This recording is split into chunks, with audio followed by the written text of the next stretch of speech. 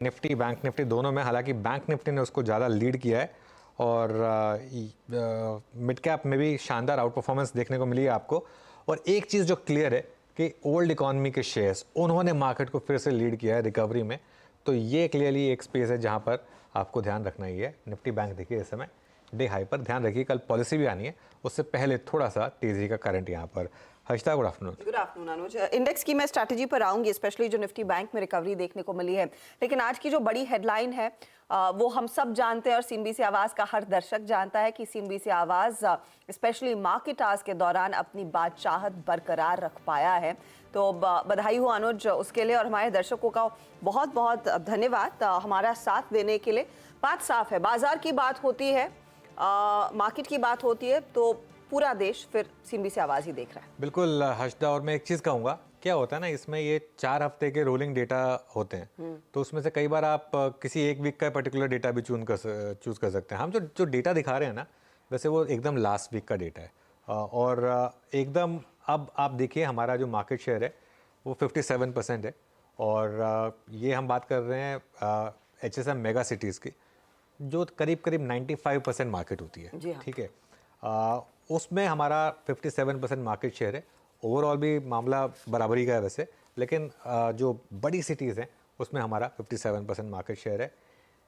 8 to 9 वाला जो band है उसमें हम 40% आ गए हैं अब, 8 to 9 वाले बैंड में, और इवन 7 to 8 वाले बैंड में भी हम आ गए।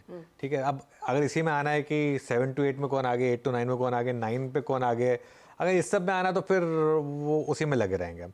लेकिन एक चीज़ मैं कहूँगा, और ये सिर्फ नंबर्स की बात नहीं है, मैं जनरली भी लोगों से बात करता हूँ ना, एक मुझे कॉन्फिडेंस मिल रहा है कि लोगों का एक विश्वास है सीएनबीसी आवाज़ के ऊपर।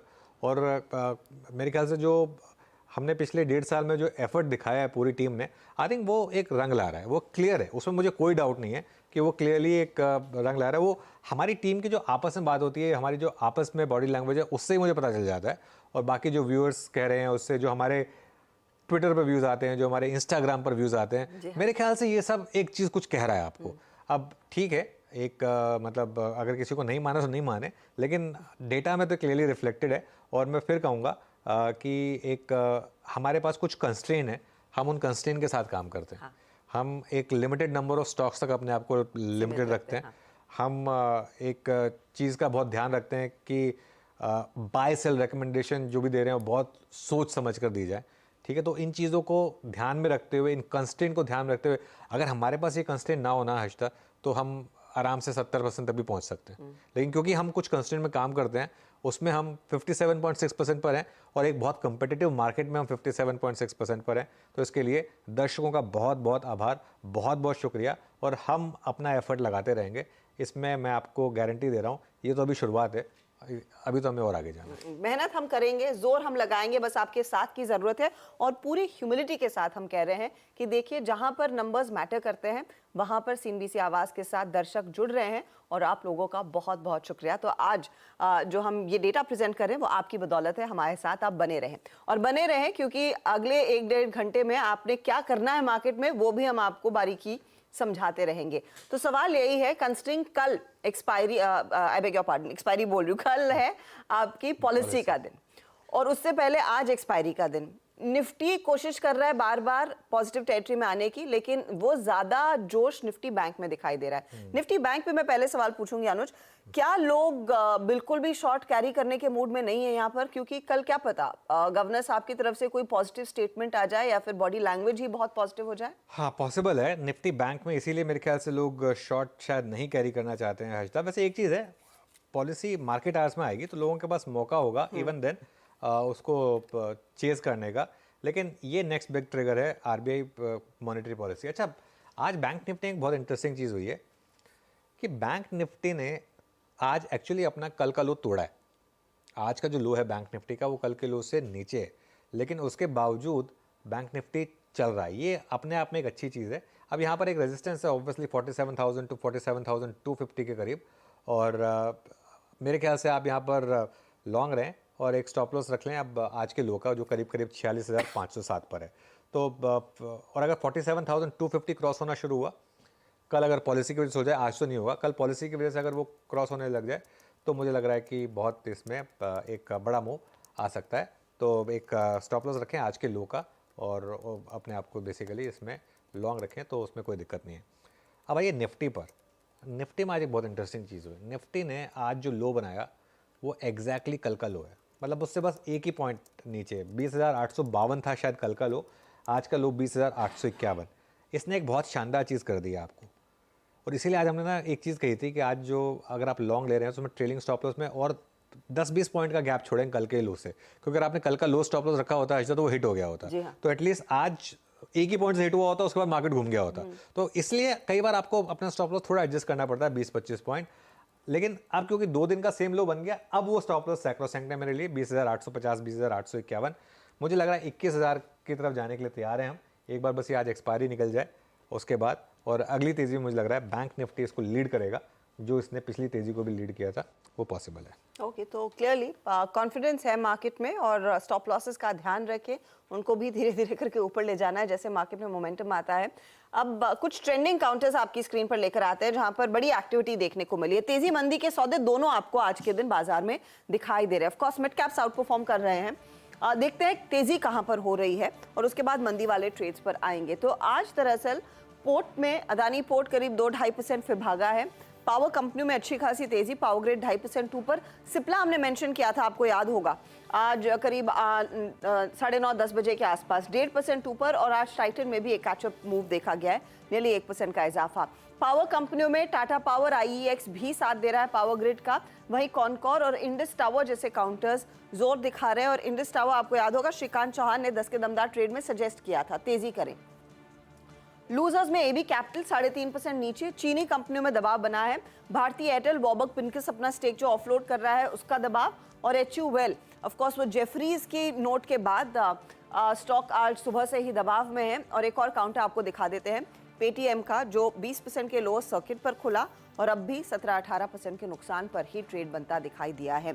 तो वो भी एक कमजोर कड़ी, अच्छी खासी कमजोरी स्टॉक में बनी हुई है। इस पर आगे बातचीत करेंगे डिटेल में, लेकिन हमारे साथ हमारे जानकार हैं जो आपको बताएंगे आज एक्सपायरी के दिन क्या ट्रेड लेना है।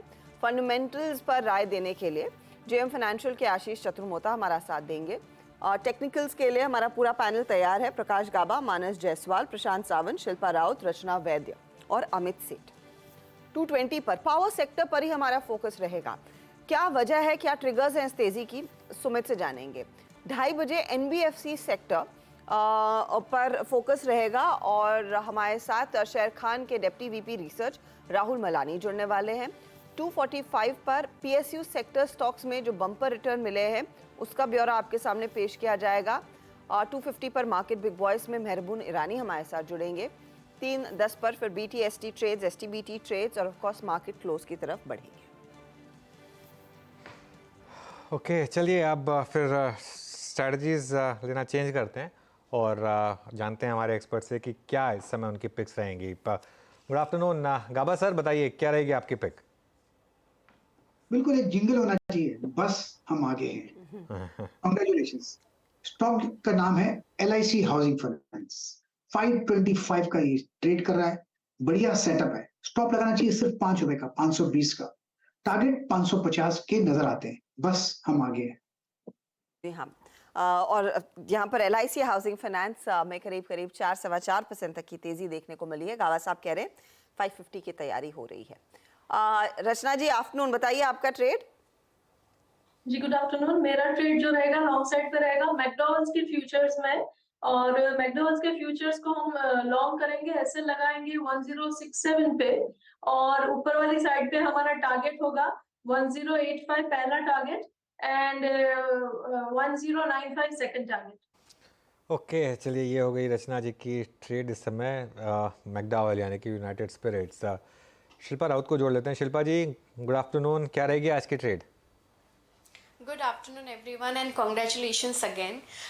यहाँ पे अगर हम लोग देखेंगे तो मुझे थोड़ा अभी पिरामल यहाँ पे अच्छा लग रहा है। PEL में एक अच्छा मोमेंटम है। यहाँ पे 948 चल रहा है फ्यूचर्स में, तो 935 के स्टॉप लॉस से आप टारगेट्स फॉर 975 से 990 के लिए इसको अप्रोच कर सकते हैं, या फिर आप 950 का जो कॉल ऑप्शन है रफली 30 रुपीज़ 32 रुपीज़ के बीच में ट्रेड कर रहा है, आप इसमें भी पार्टिसिपेट कर सकते हैं। स्टॉप लॉस आप 20 रुपये का रखिए। यहाँ पे भी टारगेट्स मुझे लगता है 55 से 60 आपको आते हुए मिलेंगे। PEL में एक अपॉर्चुनिटी ट्रेड की दिख रही है शिल्पा को। मानस, गुड आफ्टरनून, आपका ट्रेड। गुड आफ्टरनून हर्षदा जी, और आपको आपकी पूरी टीम को बहुत सारी शुभकामनाएं जो शिखर पे आप अडिग खड़े हुए हैं। तो देखिए, एमसीएक्स पे खरीदारी करनी है। एमसीएक्स भी शिखर पे खड़ा हुआ है और कहीं करेक्शन नहीं देखने को मिल रहा है, और एक फ्रेश ब्रेकआउट आज एमसीएक्स में देखने को मिला है। तो मेरे ख्याल से यहाँ पर अभी भी खरीदारी करने के मौके, एक ब्लैक पैटर्न का ब्रेकआउट है, इसलिए 3235 का स्टॉप लॉस लगाइए और 3425 के टारगेट सेट करिए एमसीएक्स में। यहाँ पर आप ऑप्शन ट्रेड भी ले सकते हैं। 3300 वाला कॉल ऑप्शन 170 रुपए के आसपास ट्रेड हो रहा है। 134 रुपए के स्टॉप लॉस से खरीदारी करिए और 250 रुपए के टारगेट आप इस ऑप्शन में भी सेट कर सकते हैं। ओके, चलिए, ये हो गई एमसीएक्स पर बाय। अमित जी, आपका ट्रेड क्या रहेगा? जी good afternoon Anuj ji, good afternoon Harshita ma'am and everybody on the panel. Anuj ji, पहले आप सबको कंग्रेचुलेशंस। एंड जो मेरी अभी की टॉप पिक रहेगी that will be Voltas. Voltas का अगर हम स्ट्रक्चर देखें तो वोल्टास एक अच्छा खासा कंसोलिडेशन और राउंडिंग बेस से बाहर आ रहा है। स्टॉक फाइनली अपने एक स्क्वीज मूविंग एवरेजेस के ऊपर ट्रेड कर रहा है, सारे क्रूशियल मूविंग एवरेजेस के ऊपर। और आज के सत्र में इसने 850 का एक रेजिस्टेंस, स्विंग रेजिस्टेंस था, वो भी क्रॉस किया। और जो आज की कैंडल है that is backed by volumes. तो वोल्टास बाय करें for a target of 885 890। Stop loss रहेगा 850 का। ओके, तो वोल्टास में एक अच्छी खासी अपॉर्चुनिटी यहाँ पर साफ बनती दिखाई दे रही है। आशीष चतुर्मोता भी हमारे साथ जुड़ गए। आशीष, गुड आफ्टरनून, बताइए आपका ट्रेड क्या है? Good afternoon Harshada. तो देखिए, जो एक थीम हम काफी समय से प्ले कर रहे हैं और लास्ट वीक भी आपके चैनल पे बात की थी, पावर की थीम, उस पे हम अभी भी काफी बुलिश हैं। और एज अ डिस्क्लोजर की 3 स्टॉक्स का हमने नाम लिया था, तीनों के उसमें हमारी होल्डिंग थी, एनटीपीसी, एसजेवीएन और आइनॉक्स विंड। और तीनों ने बहुत ही अच्छा बेहतरीन प्रदर्शन किया। पर इसमें भी मुझे अभी भी लगता है कि एनटीपीसी और एसजेवीएन ये 2 स्टॉक है जहां पर पे काफी रूम बाकी है। हाँ, सेगमेंट है वो करीब करीब 17% कैपेसिटी को कैगर ग्रो करेगा आने वाले 7 सालों में, और जिसका एक बहुत बड़ा एडवांटेज एनटीपीसी को मिलेगा और एसजेवीएन जैसी कंपनी को मिलेगा, जो कि अपनी कैपेसिटी को, एसजेवीएन तो अपनी कैपेसिटी को ऑलमोस्ट 10x यहाँ से बढ़ाने की बात कर रहे हैं, और एनटीपीसी के अंदर में रिन्यूएबल का एक बहुत ही बड़ा कॉन्ट्रीब्यूशन आने वाला है। तो हमें लगता है कि ये 2 स्टॉक्स बहुत ही पॉजिटिव रडार पे रहेंगे। आइनॉक्स विंड क्योंकि ऑलरेडी 30% चल गया, तो वहां पे थोड़ा सा रिस्क रिवॉर्ड उतना फेवरेबल नहीं है। एनटीपीसी में मेरा जो टेक्निकल बेस पे मैं अगर से लेवल देखूं तो मेरा मानना है 275 पे नया बेस बना है, 320 रुपए तक की पोटेंशियल अपसाइड एनटीपीसी के स्टॉक में बनेगी। और एसजेवीएन में एक फ्रेश ब्रेकआउट लॉन्ग टर्म पे हुआ है, और मेरा मानना है 86 पे एक बेस बनाकर कहीं ना कहीं स्टॉक 100 रुपए की ट्रेजेक्ट्री में जा रहा है। तो पावर के अंदर में ये स्टॉक्स है। और हर्षदा, एक स्टॉक मैं और ऐड करूंगा डिफेंस बास्केट से। डिफेंस में जो स्टॉक हमें काफी पसंद है वो है भारत डायनामिक्स। इसकी भी चर्चा पहले कई बार की। यहाँ पे भी डिस्क्लोजर है कि स्टॉक हमारे पोर्टफोलियो में है, और हमें क्यों अच्छा लगता है, क्योंकि करीब 24,000 करोड़ की ऑर्डर बुक इस कंपनी के पास में, और टॉप लाइन ऑलमोस्ट 24-2500 की है। तो बहुत ही अच्छी रेवेन्यू विजिबिलिटी नजर आती है। इंडिजनाइजेशन की वजह से इनकी ऑपरेटिंग मार्जिन 20-21% की है। तो हमें लगता है एक जबरदस्त रेवेन्यू ग्रोथ आपको बीडीएल के अंदर में मिलेगा, क्योंकि जो कि गाइडेड मिसाइल के अंदर में एक तरीके का मोनोपोली प्ले है, और डिफेंस में हमें बहुत ही पॉजिटिव एक ट्रेंड नजर आ रहा है। तो इस सबको ध्यान में रखते हुए भारत डायनामिक्स लिमिटेड पे एक पॉजिटिव व्यू है। 1250 पे एक बहुत अच्छा बेस बना है और इसको सपोर्ट करता है। तो मेरे हिसाब से 1500 रुपए तक की टेक्निकल अपसाइड भारत डायनामिक्स के स्टॉक में भी देखने को नजर आ सकती है। Okay, Bharat dynamics. अच्छा, एक चीज़ मैं कहूँगा, एक बार जरा पैनल को स्क्रीन पर रखिए, और आप सबको मैं शुक्रिया करना चाहूँगा, क्योंकि आप सब भी इस हमारी जो नंबर 1 की जर्नी है इसमें शामिल हैं, इक्वली शामिल रहे हैं आप सभी के सभी इस नंबर 1 की जर्नी में। और हर रोज़ आप सब हमारे साथ जुड़ते हैं, और इतनी शानदार कॉल्स आप हमारे व्यूअर्स के लिए लेकर आते हैं। तो आप सभी को इसके लिए बहुत बहुत शुक्रिया, दिल से शुक्रिया। और बस ये बनाए रखिए इसी तरीके से, और हमारी कोशिश पूरी रहेगी। गाबा सर, क्योंकि आप सबसे बड़े हैं, इसके लिए मतलब आपको सबसे पहले बोल रहा हूँ, थैंक यू सो मच, और बहुत बहुत शुक्रिया चैनल के साथ जुड़े रहने के लिए। लवली टू बिलोंग हियर, इतना कह सकता हूँ, lovely to belong here, and we feel proud that I am part of that channel, और कुछ नहीं बोल सकता। मैं यही कहूंगी गावा साहब, we are all partners in crime, and the crime is to just excel. We worked together, we loved it, and we did it together. हम आगे हैं और आगे रहेंगे, that's it. बिल्कुल आगे हैं और आगे रहेंगे। चलिए, अब एक काम करते हैं, एक पर टाटा पावर लेकर आइए। सुबह अमित, ये आपकी कॉल थी टाटा पावर, और मेरे ख्याल से पहली कॉल थी ये, और तब 2-3% ऊपर था, अब 10% का टेम्पररी फ्रीज लगाकर भी ये स्टॉक रुक नहीं रहा है यहाँ पर। ये मल्टी ईयर ब्रेकआउट है। पिछली बार जब इसने इस तरीके का मुंह दिखाया था वहाँ से और 10-20% का बिल्डअप आया था। क्या लग रहा है अभी 350-360 की तरफ जा रहा है स्टॉक? जी अनुज जी, काफी शानदार ब्रेकआउट है और आज के वॉल्यूम्स तो मैंने all time record high volumes को क्रॉस कर रहा है। आपने बिल्कुल सही कहा कि इसका ऑल टाइम हाई लगभग 292 के आसपास था और उसको भी इसने क्रॉस कर दिया है। इतने वॉल्यूम से ये स्टॉक ऊपर जा रहा है, मुझे लगता है ऊपर की जगह अभी भी 340-345 की है। फ्रेश पोजीशन बनानी मुश्किल हो जाएगी बिकॉज स्टॉक बहुत एक्सटेंडेड है। अगर जैसे कि मैंने सुबेरे कहा था कि अगर किसी की पोजीशन है तो उसे ट्रेल करते जाए। स्ट्रक्चर स्ट्रॉन्ग है तो थोड़ा सा स्टॉप लॉस पोजिशनली डीप रखूंगा 318 का and for fresh targets of 350 on existing positions. Okay, तो ये फिलहाल 350 की तैयारी कर रहा है और बहुत तगड़ा मूव दरअसल अक्रॉस द बोर्ड पावर कंपनियों में देखने को मिला है। इनफैक्ट मानस, ये पावर ग्रिड एनटीपीसी मेरे ख्याल में आप सोमवार से मेंशन करते हैं, उससे पहले भी इसकी खूब चर्चा हमारे मंच पर हुई है।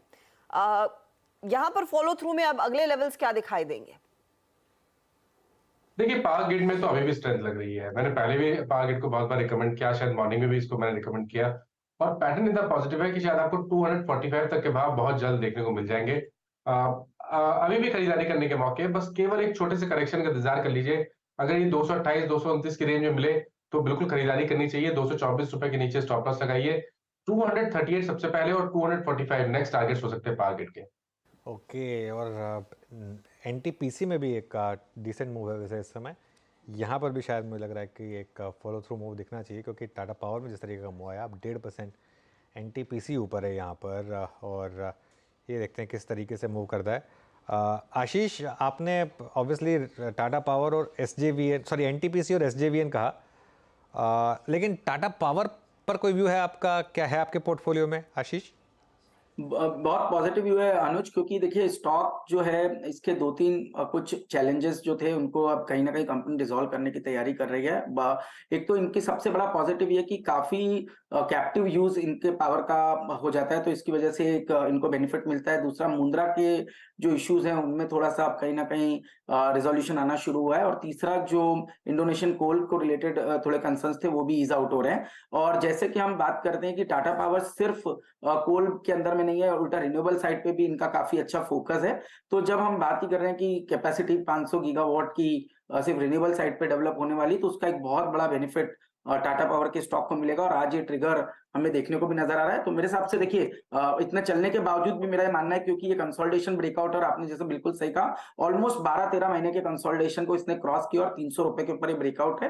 तो ये कहीं ना कहीं मुझे लगता है 370-380 की जगह टाटा पावर के स्टॉक में बनाएगा, क्योंकि आज काफी एक्सटेंडेड रैली है। तो एक ट्रेलिंग लेवल अगर से मैं देखूं तो मेरे हिसाब से 305-310 का जोन होगा, जो बहुत अच्छे सपोर्ट के तौर पे काम करेगा। और कोई भी डिप 315-16 की तरफ आए तो एक अच्छी अपॉर्चुनिटी टाटा पावर के अंदर बनेगी, और डेफिनेटली बहुत ही पॉजिटिव व्यू इस स्टॉक में भी हमारा बनता हुआ नजर आ रहा है टाटा पावर के अंदर। ओके, अच्छा, 29 नवंबर को ये हमारी स्पॉटलाइट में आया था हर्षदा, 270 का भाव था तब। ऑब्वियसली मतलब खैर, जैसा मैं कह रहा था पहले भी कि हम बाय सेल रिकमेंडेशन नहीं करते हैं, लेकिन स्पॉटलाइट में जो स्टॉक्स आते हैं वो नॉर्मली अगर आप देखें तो वो इसी तर्ज पर चुने जाते हैं कि आपका पैसा सेफ रहे और इस चीज़ का ध्यान रखा जाए। और अब 326 यहाँ पर शानदार मोमेंटम और करीब करीब 11% के मूव। इनफैक्ट बात पावर शेयरों की हो रही है, तो क्यों ना एक काम किया जाए, सुमित के पास चलते हैं और जानते हैं कि किस तरीके के रिटर्न्स यहाँ पर स्टॉक्स ने जनरेट किए हैं। Sumit, good afternoon. देखिए, आज पूरा पावर तो बजिंग है ही, लेकिन ये आज नहीं, पूरे साल में भी अगर आप नंबर्स देखेंगे तो शानदार रहे हैं। करीब 50% प्लस के रिटर्न्स मेजरली सारे पावर स्टॉक्स की तरफ से आते हुए दिखाई पड़े हैं। तो पहले वो 2023 की सूची रही है डायरेक्टर साहब, जहां पर जोरदार रिटर्न आते हुए दिखाई पड़े पूरे स्टॉक्स की तरफ से, एनडीसीज की तरफ से। सुज़लॉन ऑब्वियसली आज इस बार लीड कर रहा है पावर्स में से, 270% का रिटर्न वहां पर आया है। NLC India 115%, Torrent power 97%, Adani power 88%, NTPC 70% का रिटर्न यहाँ देखने को मिला। और इसके अलावा CESC, JSW energy, Tata power, ये कुछ ऐसे नाम जो कि करीब 50% के आसपास चलते हुए दिखाई पड़े। तो लार्जली वैसे तो बहुत बढ़िया तेज़ी थी, लेकिन फिर भी जो प्राइवेट कंपनीज हैं उनकी तरफ से उतनी तेज़ी नहीं है, इतनी पीएसयू पावर कंपनीज ने दिखाई है। तो कुछ कैचअप वहाँ आ रहा है। दूसरा, आज जो तेज़ी देखी गई है उसकी वजह एक टाटा पावर के लिए खासतौर से एक जेएम फाइनेंशियल का नोट आया है, और उस नोट में उन्होंने 350 रुपये के टारगेट्स के लिए टाटा पावर को बाय साइड के लिए रिकमेंड किया है। तो ये बड़ा नोट और उन्होंने बात मेंशन भी की कि टाटा पावर जो है वो रिन्यूएबल एनर्जी स्पेस के अंदर एक बड़े ट्रिगर के तौर पर देख रहा है और आने वाले समय में उनके डिस्ट्रीब्यूशन के साथ साथ ट्रांसमिशन को लेकर भी अच्छे ग्रोथ के मौके दिख सकते हैं, जिसको आधार मानकर उनको लगता है कि बढ़िया तेजी यहाँ पे बनते हुए दिखाई पड़ेगी। साइमल्टेनियसली एक नोट टाटा पावर के अलावा आया है मॉर्गन स्टैनली का पावर ग्रिड को लेकर भी, जहां पर उन्होंने भी उसके ओवरवेट की रेटिंग रखी है और 235 रुपए के टारगेट्स वहां पर दिए हैं। उनका भी ये मानना है कि जो स्ट्रॉन्ग कंपनी का केपेक्स है और जो स्ट्रॉन्ग कंपनी के numbers over a period of time आए हैं, ये शायद गोइंग फॉरवर्ड आगे भी जारी रह सकते हैं और इसीलिए उनको अच्छी ग्रोथ यहाँ पर दिखाई पड़ रही है। लाइकवाइज कंपनियों की ऑर्डर बुक बहुत स्ट्रॉन्ग है, एग्जीक्यूशन बेटर है और डिमांड साइड बेटर है और स्पेशली रिन्यूएबल स्पेस को लेकर, ट्रांसमिशन स्पेस को लेकर, डिस्ट्रीब्यूशन स्पेस को लेकर अभी भी कंपनीज के पास अच्छे ऑर्डर्स हैं। तो ये मल्टीपल ट्रिगर जो ये कामकाज कर रहे हैं टाटा पावर के लिए या फिर पावर ग्रिड के लिए या फिर बाकी पावर कंपनियों के लिए, जिसके आधार पर एक अच्छी तेजी देखने को मिल रही है। तो अच्छे खासे गेंद यहाँ पर बनते हुए पावर सेक्टर में बहुत ही पावरफुल मूव्स आई हैं। शुक्रिया सुमित। वैसे हमने प्लान किया था इस पर बाद में बात करने का, लेकिन पहले ही सारे पावर स्टॉक्स भागने लगे तो सुमित को पहले ही बुला लिया। अच्छा, IEX पर भी एक व्यू मुझे चाहिए। रचना जी बताइएगा, कंस्ट्रिंग आज फिर मोमेंटम 6-6.25% का और अच्छा खासा यहाँ पर लॉन्ग पोजीशंस ऐड हुई अगर आप वाई एडिशंस देखें। इस पर अगला पड़ाव क्या रहेगा अगर कोई तेजी में है या करना चाहता है? जी, IEX में आज वैसे ही बहुत स्ट्रॉन्ग तेजी आई हुई है और यहाँ पे अगर प्राइस के हिसाब से बात करें 157 के करीब इसका प्राइस है अभी। जस्ट अ सेकंड, 58 हो गया फ्यूचर्स में। 157 के करीब इसका प्राइस है और यहाँ से ऊपर वाली साइड पे और पॉसिबिलिटी बन सकती है, लेकिन मल्टी डे में बन सकती है क्योंकि इंट्राडे का मूव ऑलरेडी काफी इंट्राडे के हिसाब से चल चुका है। नेवरदलेस यहाँ पे अगर डिप्स आती है, अगर कोई भी डिप अगर 152 की तरफ प्राइस को लेके जाती है तो that would be a very good entry opportunity for those who have missed the rally till now। तो यहाँ पे 152 के करीब एंटर करके 150 का ऐसे लगा के भी अगर आप पोजीशन बनाएंगे तो ऊपर वाली साइड पे 160-65 का टारगेट आपको विद इन अ वीक और 10 डेज देखने को मिल सकता है। Okay, Tata power fresh intraday high पर 11.5% ऊपर और अब पॉसिबल है कि ये 15% के फ्रीज पे भी चला जाए। हर्षिता, एक बार स्टॉक्स ब्लू स्काई टेरिटरी में एंटर करते हैं ना, उसके बाद उनमें कोई रेजिस्टेंस होता नहीं है। उसके बाद वो, क्योंकि हर कोई उसके बाद उसको चेज़ कर रहा होता है और ये आज वही हो रहा है, हर कोई इस ब्रेकआउट को चेज़ कर रहा है और 12% ऊपर। और देखिए अब अमित जी ने यहाँ पर भी हायर टारगेट्स दे दिए हैं और मुझे हैरानी नहीं होगी अगर वो हायर टारगेट्स भी अचीव हो जाए, क्योंकि मार्केट में एक बार मोमेंटम चलने लगता है ना, जैसे पोल्स में होता है ना, एक बार एक साइड जीतने लगती है तो वो और जीतती जाती है। ऐसे ही मार्केट में भी एक बार एक स्टॉक में मोमेंटम, फिर वो लहर में बदल जाती है। अब देखिए IEX की बात करते करते कितनी तेज़ी से स्टॉक भागने लगा। एक और स्टॉक जो बहुत तेज़ी से भाग रहा है इस समय वो है कॉनकॉर। वो लेकर आई है अभी स्क्रीन पर। कॉनकॉर में शानदार तेज़ी। अच्छा, एक बार पावर ग्रिड भी देख लीजिए, क्योंकि बाकी सारे पावर स्टॉक्स की बात हुई तो पावर ग्रिड में भी एक अच्छा मोमेंटम है इस समय। तो शानदार मोमेंटम यहाँ पर। मानस, आप कुछ चीज़ करना चाहेंगे स्पेस से? देखिए, पावर ग्रिड मैंने ऑलरेडी मेंशन किया, वहां पर काफी स्ट्रेंथ लगती है और आई थिंक IEX में भी जिस तरह के मूव आप देखने को मिले हैं, तो अगर आपका टाइम फ्रेम थोड़ा सा बड़ा है, थोड़ा सा ज्यादा टाइम फ्रेम के लिए आप होल्ड कर सकते हैं, तो मेरे ख्याल से ये एक बड़ा रिवर्सल है मंथली चार्ट पे। और इसके बाद आपको शायद पोजिशनल बेसिस पे अगर आपके पास 2 से 3 मंथ का समय होगा तो शायद आपको 190 या 200 रुपए तक के भाव भी देखने को मिल जाएंगे। तो निवेश के हिसाब से अब IEX भी बहुत ही बढ़िया लगने लगा है। करंट लेवल्स पे आप 140 के स्टॉप लॉस से खरीदारी कर सकते हैं। ओके, तो ये IEX में एक अपॉर्चुनिटी। अच्छा, जो मेंशन कर रहे थे अनुज अभी, कॉनकॉर और कॉनकॉर के साथ इंडस टावर, दोनों स्टॉक्स आपकी स्क्रीन पर लेकर आएंगे। इंडस टावर तो आज 10 के दमदार ट्रेड में श्रीकांत बोलकर भी गए कि यहाँ पर खरीदारी होनी चाहिए और स्टॉक देखिए अब 200 के करीब आ गया है। शिल्पा जी, आपकी नजर गई है क्या इंडस टावर पर? जी बिल्कुल हर्षिता जी, आज रेकमेंड भी किया था 188 पे। यहाँ पे हमने प्रभुदास लीलाधर में फॉर टारगेट्स ऑफ 198 देन 204। तो मुझे लगता है कि ये ऑलमोस्ट वही लेवल्स के लिए तैयार है। इसमें अभी कोई रेजिस्टेंस नहीं है, बहुत स्ट्रॉन्ग मोमेंटम से कि आगे है। यहाँ पे इंडस टावर का 200 का कॉल ऑप्शन जो 7 रुपये में ट्रेड कर रहा है, किसी को अभी भी इसमें चेस करना है आप कर सकते हैं। आप यहाँ पे 3 रुपये का स्टॉप लॉस मेंटेन कीजिए। ये 204 तक तो जाएगा ही और अगर जिस तरह से ये आज ग्रिप ले रहा है, मुझे लगता है कि एक बार 210 तक भी आपको जाते हुए मिलेगा। तो ये 7 रुपये आपको आराम से 13, 14, 15, 18 कुछ भी आपको ट्रेड करके दे सकता है। ओके, इंडस टावर पर ध्यान रखिए बिल्कुल, और शानदार मोमेंटम है यहाँ पर। टाटा पावर में भी इशू वही होने वाला है अब, क्योंकि 335 से ऊपर की कोई कॉल नहीं है, तो अगर किसी को ऑप्शन लेना है तो वो कल का वेट करना पड़ेगा। खैर एनीवे, अभी के लिए तो अच्छा मोमेंटम है यहाँ पर।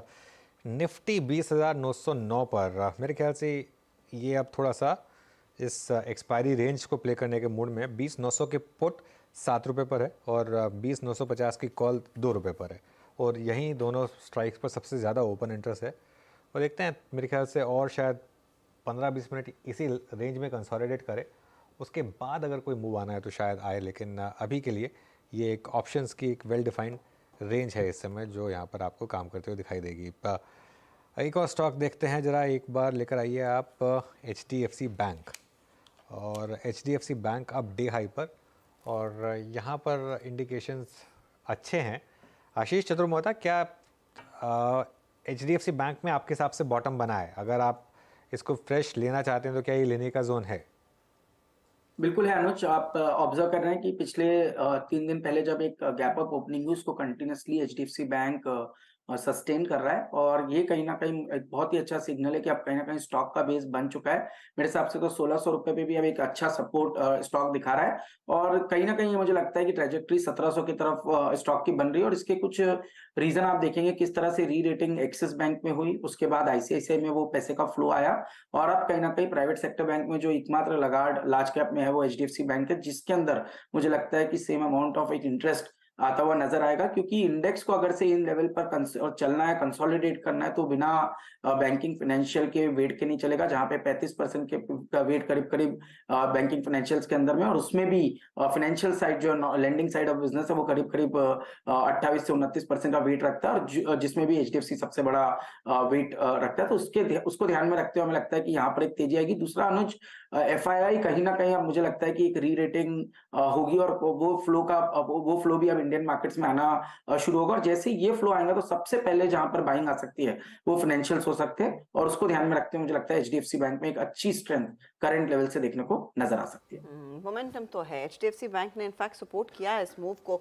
HDFC बैंक के साथ साथ स्टेट बैंक ऑफ इंडिया भी, स्टेट बैंक ऑफ इंडिया मेरे ख्याल में हम 11 बजे के शो में मेंशन भी कर रहे थे तब से, क्योंकि धीरे धीरे करके रिवर्सल लाने की शुरुआत हो रही थी और करीब आधे % का इजाफा अब SBI अपने पक्ष में खेल रहा है। इस पर अमित नया ट्रेड 610 पर लेंगे, 610 611 पर SBI। जी मैम, यहाँ पे पोजीशन बनानी चाहिए क्योंकि SBI में हमने देखा एक बहुत ही लंबा चौड़ा अंडर परफॉर्मेंस था। अब यहाँ पे कैचअप प्ले हो रहा है। Other banks like Canara bank ने पहले ही बहुत अच्छा किया और इसने फाइनली एक ट्रायंगल ब्रेकआउट यहाँ पे दिया है। पोजिशनली मुझे लगता है 590 595 अब एक इसका बेस होना चाहिए for the in the near term. तो इन लेवल्स में या हल्के फुल्के कोई भी डिप मिले तो इसे एक्यूमुलेट करना चाहिए for a target of 630 to 640। Harshada, ये मेरा एक मैंने 3 स्टॉक्स निकाले हैं लिस्ट में वॉच आउट करने के लिए अगले 6 महीने से 12 महीने में। उसमें एक था NTPC, एक था स्टेट बैंक ऑफ इंडिया और एक था आपका भारत डायनामिक्स। ये स्पॉटलाइट में भी बार बार आया है मेरे और अगेन बिल्कुल इसने बहुत अंडर परफॉर्म किया। इनफैक्ट अगर आप एक चीज़ देखेंगे, निफ्टी PSU बैंक का अगर आप इस साल का चार्ट देखेंगे और SBI का इस साल का आप चार्ट देखेंगे तो उसमें आपको बहुत इंटरेस्टिंग चीज़ दिखेगी।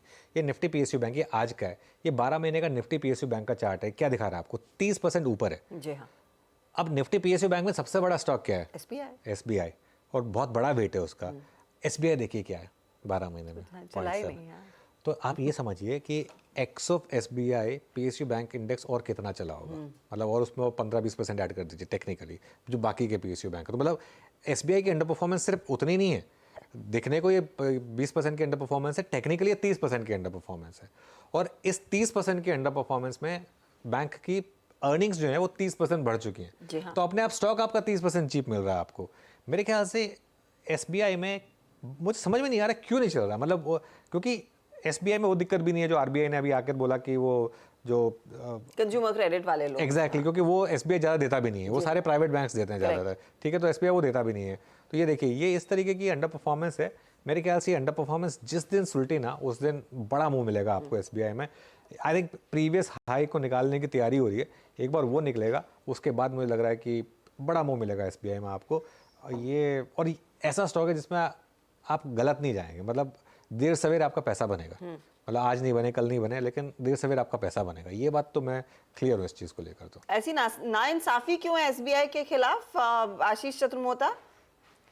देखिए तो नाइंसाफी अगर से हुई है तो उसमें जब इंसाफ मिलेगा तो बहुत अच्छा मिलेगा। और ये हमारा मानना है कि जो अनुज ने कह रहा है, मेरा तो कहना है कि ये स्टॉक अब बहुत ही बड़े आउट परफॉर्मेंस की तैयारी शुरू कर चुका है। ऑलमोस्ट आप देखेंगे तो करीब 9 से 10 महीने के कंसोलिडेशन के बाद अब अर्ली साइंस आ गए हैं, जहां पर पे स्टॉक ने बहुत बढ़िया ब्रेकआउट भी 600 के ऊपर किया है। आप पीएसयू बैंक भी इसका ईटीएफ देख रहे हैं जो ऑलरेडी 60 रुपए के ऊपर ट्रेड कर रहा है। तो ये multi year breakout PSU bank भी इसका ईटीएफ है, और ये ईटीएफ ही मुझे लग रहा है कम से कम 70 रुपए तक जा सकता है। तो ये अगर से ऐसा होना है तो बिना एसबीआई के होगा नहीं, और इसलिए मुझे लगता है कि यहाँ से एसबीआई का जो मूव है वो 650 का बहुत ही क्लियरली विजिबल है, और यहाँ से डाउन साइड भी बहुत ही लिमिटेड है क्योंकि कंसोलिडेशन हुआ है। तो 598 596 पे एक अच्छा सपोर्ट है।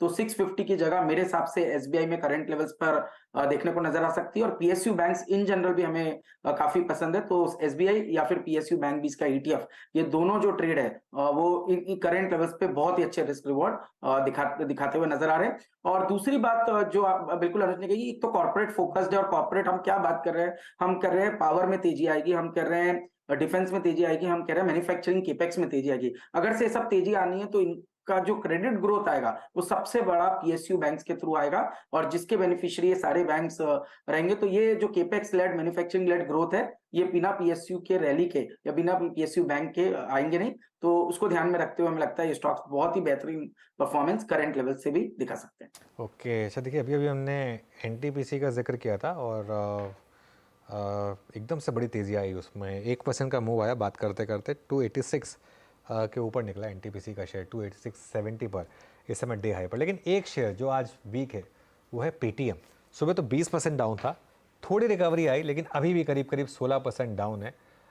एक काम करते हैं, पहले पूरी न्यूज़ को समझते हैं, उसके बाद एक एक्सपर्ट को जोड़ेंगे। हर्षिता के पास चलते हैं। हर्षिता, एक बार रिविजिट करते हैं।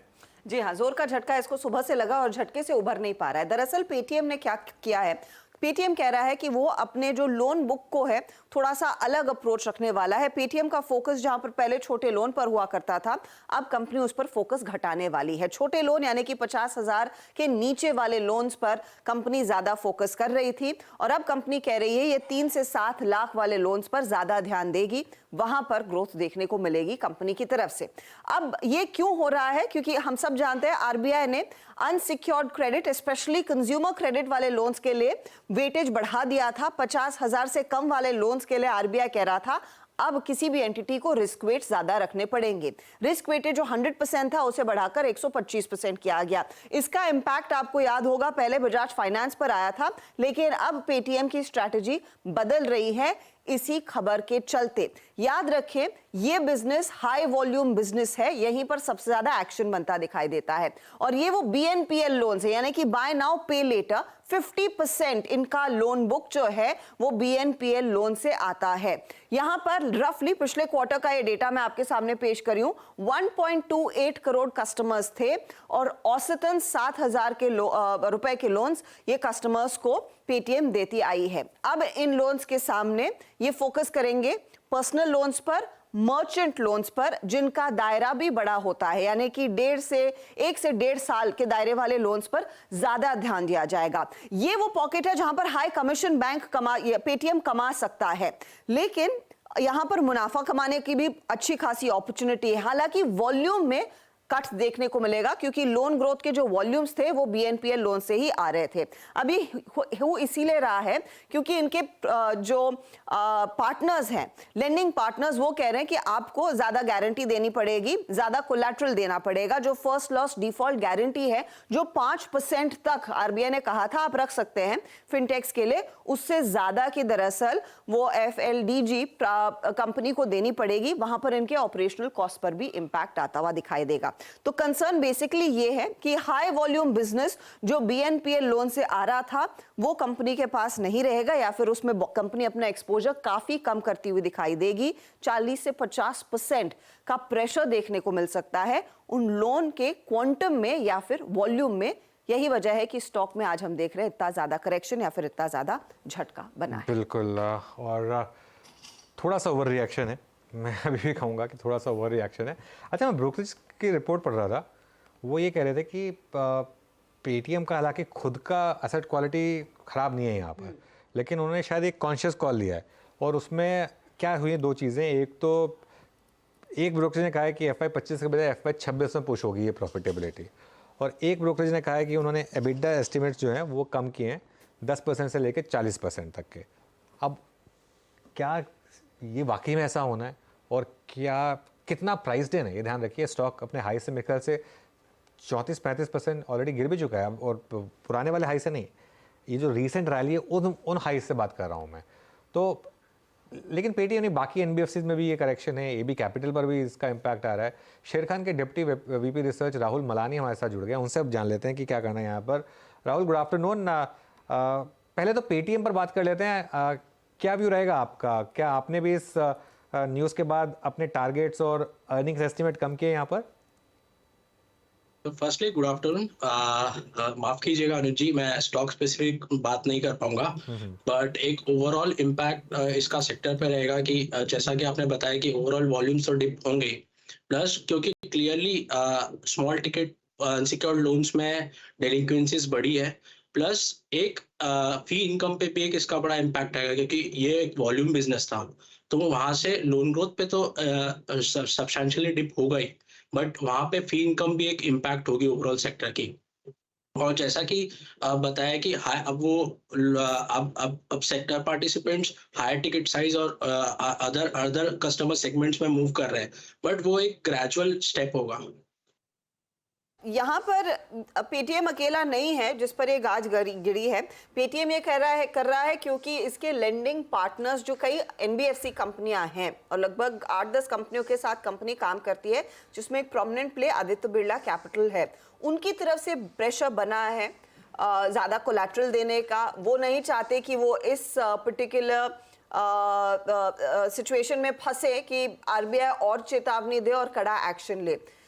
उस कॉन्टेक्स्ट में क्या अगर पेटीएम जैसे या फिर किसी भी दूसरे फिनटेक को इन NBFCs को ज़्यादा कोलैटरल देना होगा, या फिर जो FLDG की हम बात करते हैं, फर्स्ट लॉस डिफॉल्ट गारंटी, कितना ऑपरेशनल कॉस्ट बढ़ता है?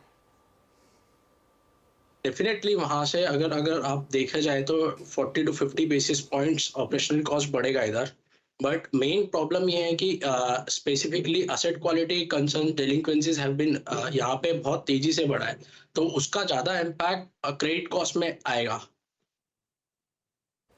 और इसके इम्प्लीकेशंस NBFC सेक्टर के लिए क्या रहे हैं? आई एम श्योर राहुल उसका आकलन आपने किया होगा, क्योंकि ये खबर नई नहीं है। इससे पहले बजाज फाइनेंस भी इसी मामले को लेकर काफी करेक्शन दिखा चुका है। रफली ये कंज्यूमर क्रेडिट लोन्स में जो RBI ने रिस्क वेट बढ़ाया है, लेंडिंग कितना स्लो डाउन हुआ है, क्या इम्पैक्ट आ रहा है NBFCs की बुक्स पर? हमारा ये मानना है कि ओवरऑल लोन ग्रोथ स्ट्रांग रहेगा, क्योंकि जो अभी करंट रेंज अक्टूबर नवंबर में हम जो डिसबर्समेंट और लोन ग्रोथ में देख रहे हैं वो ये सजेस्ट कर रहा है कि डाइवर्सिफाइड NBFCs अच्छा परफॉर्म कर रही है, बट जैसा कि ओवरऑल लोन ग्रोथ में थोड़ा मॉडरेशन रहेगा वर्सेस ट्रेलिंग 12 मंथ्स, क्योंकि अनसिक्योर्ड सेगमेंट में लोन ग्रोथ सब्सटेंशियली मॉडरेट रहेगा, बट डाइवर्सिफाइड NBFCs जो मोनोलाइन NBFCs उनको इम्पैक्ट करेगा, बट जो डाइवर्सिफाइड NBFCs है उनका अगर सिर्फ एग्जांपल वो 25-30% से ग्रो कर रही थी, वो हार्डली 100 to 200 बेसिस पॉइंट्स का इम्पैक्ट आएगा ओवरऑल। बट यहाँ देखे जाए तो मेन चीज ये है कि मार्जिन प्रेशर नियर टर्म में रहेगा, सेकेंड हाफ में 25 to 30 basis points overall diversified NBFCs में रहेगा, बट जो रिस्क वेट्स जो बैंक्स लेंड करता है NBFCs को, उसकी वजह से हमको लगता है कि 25 to 40 basis points increase cost जो निम्स पे प्रेशर आ सकता है FY25 में, क्योंकि उसकी वजह से cost of funds around 80 to 100 basis points increase हो सकते हैं। बट अब ओवरऑल एसेट क्वालिटी की बात की जाए तो ओवरऑल सिलेक्ट पॉकेट्स में अंडर वॉच है। बाकी अगर देखा जाए तो सिर्फ अगर करंट ट्रेंड्स देखा जाए तो tractors versus loans originated by fintechs, यहाँ स्ट्रेस है, बाकी और सेगमेंट्स में अभी स्ट्रेस नहीं है। तो मुझे लगता है क्रेडिट कॉस्ट अभी भी स्टिल FY24-25 में लॉन्ग टर्म एवरेजेस के बिलो रहेगी। ओके, चलिए बहुत बहुत शुक्रिया राहुल फिर हमारे साथ जुड़ने के लिए और हमसे बात करने के लिए। तो ये हो गया शेर खान का व्यू। आशीष, आपके पोर्टफोलियो में है क्या पेटीएम, या आप इस गिरावट में सोच रहे हैं क्या बाय करने के लिए? नहीं तो ये बड़ा इंटरेस्टिंग केस है अनुज। इनफैक्ट ये जो टेक्नो फंडा स्टाइल ऑफ इन्वेस्टिंग हम फॉलो करते हैं, इसका एक बहुत ही बेहतरीन एग्जांपल हो सकता है पेटीएम।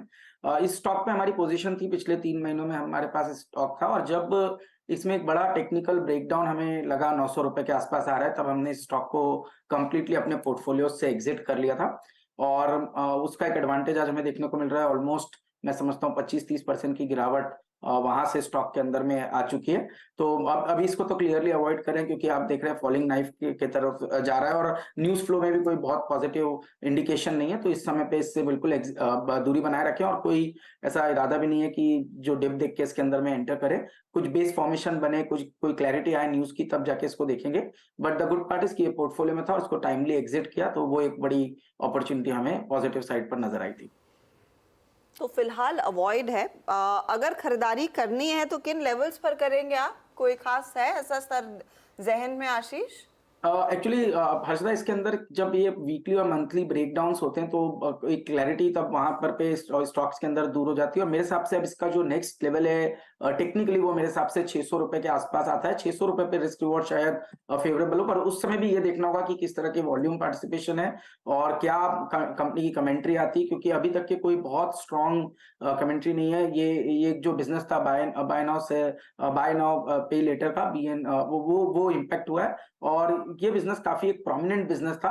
अब बात चल रही है कि क्रेडिट कार्ड के बिजनेस को या दूसरी चीजों को या दूसरी NBFCs के साथ टाई अप करें, बट उसका नंबर्स में आने में थोड़ा समय लगेगा। तो उससे बेटर अपॉर्चुनिटी मार्केट के अंदर अवेलेबल है। अगर से न्यू थीम में, न्यू एज बिजनेसेस में ही कहीं जगह दिखती है, तो मुझे लगता है कि जोमेटो एक बहुत ही बेहतरीन पिक होगी, जहां पर रिस्क रिवॉर्ड आज भी काफी फेवरेबल नजर आते हैं। ओके, चलिए अब आपको बताते हैं हमारा 4 का चौका का सीक्वेंस। सबसे पहले सस्ता ऑप्शन, शिल्पा जी आप तैयार रखिएगा, आ रहे हैं आपके पास। रचना वैद्य से आज हम FNO सुपरस्टार लेंगे। चार्ट का चमत्कार के लिए मानस जायसवाल के पास चलेंगे, और आशीष चतुर्मोता से मिड कैप फंडार। तो शिल्पा जी बताइए सस्ता ऑप्शन ट्रेड। जी सस्ता ऑप्शन, जी जो सस्ता ऑप्शन रहेगा मेरा क्रॉम्पटन में। अभी क्रॉम्पटन में एक लॉन्ग बिल्टअप, काफ़ी लॉन्ग साइड में ओवाई आज हुआ है बिल्टअप, और यहाँ पे मुझे लगता है 300 के ऊपर इसका अगर सस्टेनेंस होता है तो ये तुरंत आपको 325 जोन्स तक मूव करते हुए मिलेगा। तो यहाँ पे 310 का कॉल ऑप्शन, जो रफली अभी 6 रुपये 70 पैसे के अराउंड ट्रेड कर रहा है, आप इसमें पार्टिसिपेट कीजिए। स्टॉप लॉस 4 रुपये का रखिए। जो पहला टारगेट रहेगा वो 10.5 का रहेगा, फिर 12.6 एंड देन 15। ओके, तो ये हो गई क्रॉम्पटन की बात। 200 डे एक्सपोनेंशियल मूविंग एवरेज को क्रॉस करने की तैयारी करता हुआ इस समय क्रॉम्पटन। रचना जी आपका FNO सुपरस्टार। जी मेरी तरफ से जो रहेगा लॉन्ग साइड पे HDFC बैंक के फ्यूचर्स रहेंगे। मेरे हिसाब से HDFC बैंक के फ्यूचर्स रेडी एक विंग के लिए, और यहाँ पे 1636 का फ्यूचर्स का प्राइस है। अगर 1625 पे अगर हम SL लगा दे तो कल तक का इसका टारगेट 1646 एंड 1655 दो हो सकते हैं। 46 और 1655 एक्चुअली यही दिनों का इंतजार बाजार काफी समय से, महीनों से कर रहा है कि HDFC बैंक रेकमेंड होने लगे, और वो होता दिखाई दिया है पिछले 3-4 ट्रेडिंग सेशंस में। अगला ट्रेड मानस जायसवाल, आपका चार्ट का चमत्कार। देखिए अर्चिता जी, चार्ट के चमत्कार के लिए जाइडस लाइफ पे खरीदारी करने की राय रहेगी। 10-12 दिनों से स्टॉक कंसोलिडेट हो रहा था, आज एक फ्रेश ब्रेकआउट 650 के ऊपर देखने को मिला है। तो जाइडस लाइफ में 644 के स्टॉप लॉस खरीदारी करेंगे और 675 के टारगेट सेट करेंगे। जाइडस लाइफ में 660 का कॉल ऑप्शन लिया जा सकता है, 20 रुपए पे ट्रेड हो रहा है, वहां पर आप 14 रुपीज के स्टॉप लॉस से खरीदारी करिए, और इसमें टारगेट करीब 30 रुपए के आप सेट कर सकते हैं। जाइडस लाइफ में एक अपॉर्चुनिटी तेजी की बन रही है। आई थिंक आज सुबह में ही हम बात कर रहे थे, इनको कोई ऑर्डर मिला था, उसके बाद स्टॉक में तेजी बन रही थी। आशीष चतुर्मोता, मिड कैप फंडा।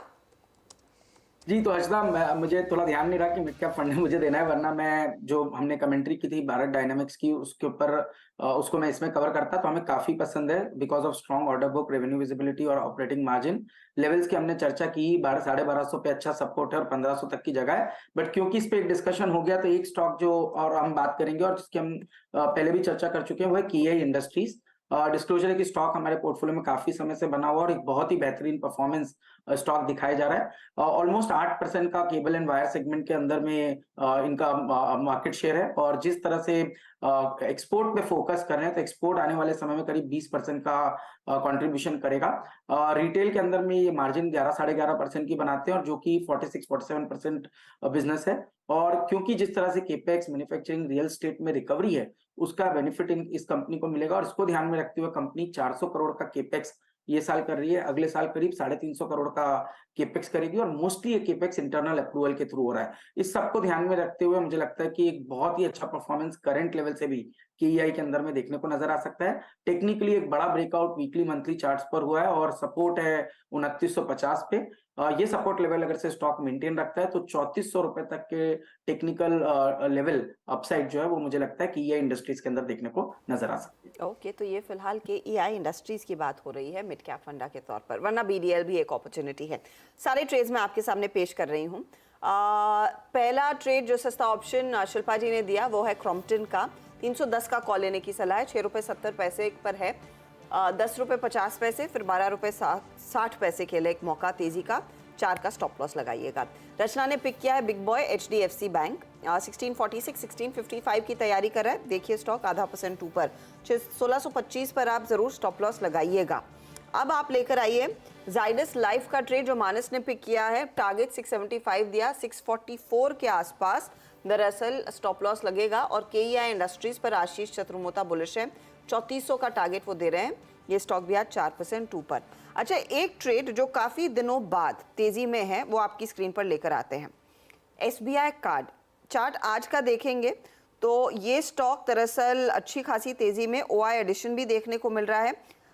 स्क्रीन पर आपके करीब 2.5% ऊपर, 11% से ज़्यादा का OI एडिशन। और मुझे ठीक याद है कि 3 हफ्ते पहले जब वो रिस्क वेट नॉर्म्स बदले गए थे उस स्टॉक की, इस स्टॉक की धुलाई हुई थी और कैपिटल एडिक्वेसी कहा गया था 4% प्लस सफ़र करेगी, उसका इम्पैक्ट आता हुआ दिखाई देगा। नॉर्मली इस तरह के झटकों से समय लगता है रिकवर करने के लिए। क्या 3 हफ्तों का समय काफ़ी था आशीष? अब आप करंट सिचुएशन को कैसे एसेस कर रहे हैं? सॉरी हर्षिता, किस स्टॉक की आपने बात की? SBI कार्ड की मैं बात कर रही हूँ। आपको याद होगा 3 हफ्ते पहले जब RBI ने वो नवंबर 18 के आसपास स्टांस लिया था ये क्रेडिट कंज्यूमर क्रेडिट लोन्स पर, तो SBI कार्ड की भी खूब पिटाई हुई थी। जी, तो हर्षिता इसको हम काफी क्लोजली इस स्टॉक को ट्रैक करते हैं और पोजीशन बिल्कुल नहीं है। हमारा ये मानना है कि एक बहुत ही बड़ा लगाड़ रहा है पूरा फाइनेंशियल सर्विसेज सेगमेंट के अंदर में और जब बाकी NBFCs एक बहुत ही बेहतरीन प्रदर्शन दिखा रही थी तब भी SBI कार्ड ने एक अंडर परफॉर्मेंस दिखाया। हम इस स्टॉक के अंदर में हमारा ये मानना है कि एक तो कहीं ना कहीं मार्केट के अंदर में कुछ डिसरप्शन हुए हैं। जब हम देख रहे हैं कि गूगल पे या पेटीएम जैसी चीजों पे काफी फोकस गया, BNP बाय नाउ पे लेटर पे फोकस गया, तो थोड़ा सा क्रेडिट कार्ड का जो बिजनेस है उसमें एक तो फर्क आया और सेकंड मार्केट शेयर में भी थोड़ा फर्क आया क्योंकि तब जब प्राइवेट बैंक्स काफी एग्रेसिव हो गए तो ये 2 चीजों का इम्पैक्ट हमें SBI कार्ड्स के शेयर प्राइस में देखने को मिला। और अगर से आप देखेंगे तो टेक्निकली जरूर ये एक बहुत इंपॉर्टेंट सपोर्ट जोन पे है, बट मुझे अभी भी लगता है कि रिलेटिवली एक अंडर परफॉर्मेंस स्टॉक बनाए रखेगा, तो इससे हम थोड़ा सा अवॉइड करेंगे। और उल्टा अगर से प्ले ही करना है तो SBI हमारी टॉप पिक रहेगी इस पूरे सेगमेंट के अंदर में और SBI कार्ड्स को हम अभी भी अंडरवेट या कहीं ना कहीं एक अवॉइड की पोजीशन के तौर पर देख रहे हैं। ओके, अच्छा आप एक बार जरा एक स्टॉक लेकर आइए, पंजाब नेशनल बैंक PNB, क्योंकि बात PSU बैंकों की हो रही है तो PNB का चार्ट देखते हैं। ये आज का चार्ट है 8650 पर अब इस समय ये इसका आज का हाई 8685। एक बार जरा इसका 52 वीक हाई लो की प्लेट देखते हैं क्योंकि ये अब लगातार फ्रेश 52 वीक हाइज बना रहा है। और ध्यान रखिएगा ये इतना लॉन्ग टर्म चार्ट्स पर ओवरसोल्ड हुआ था स्टॉक कि इसका 200 वीक मूविंग एवरेज 95 पर है। खैर एनीवे यहाँ पर इस समय थोड़ा सा एक मोमेंटम शुरू हुआ है पंजाब नेशनल बैंक में और कल हमने देखा था बैंक ऑफ इंडिया में एक बड़ा मूव आया था।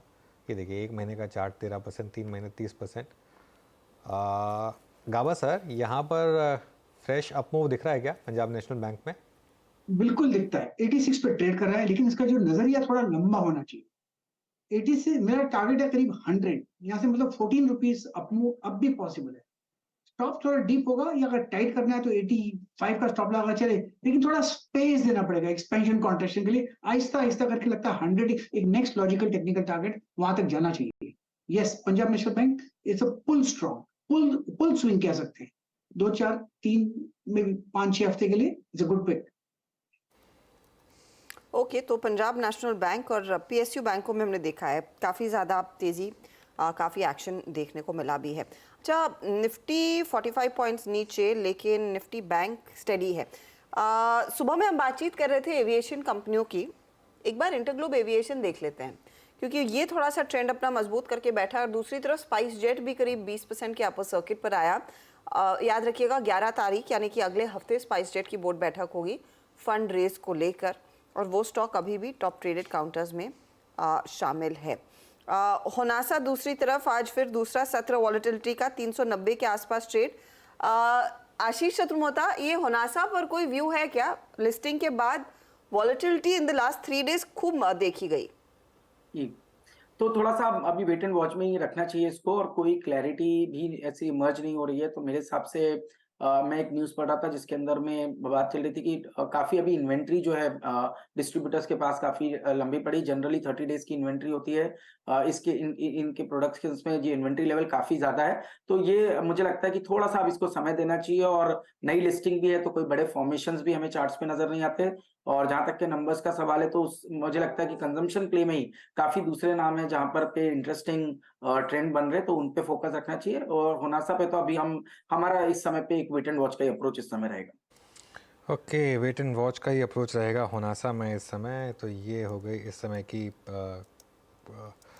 अप्रोच।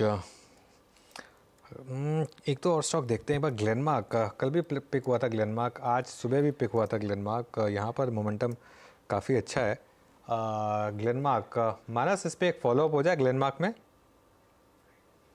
तो देखिए, ग्लेनमार्क के चार्ट्स डेफिनेटली अच्छे लगते हैं। कल आई थिंक जहाँ तक मैं सही हूँ, कल हमने ग्लेनमार्क में एक ब्रेकआउट देखा था। उस ब्रेकआउट के बाद उस ब्रेकआउट के जो टारगेट है वो 860 रुपए के आसपास के आते हैं। तो अभी भी अगर आपने लॉन्ग पोजीशन बना ली है तो आप बिल्कुल बने रहिए, नहीं बनाई है तो आप करंट लेवल्स पे खरीदारी कर सकते हैं। 794 का स्टॉप लॉस लगाइए और 860 और उसके ऊपर 880 रुपए के टारगेट सेट करिए।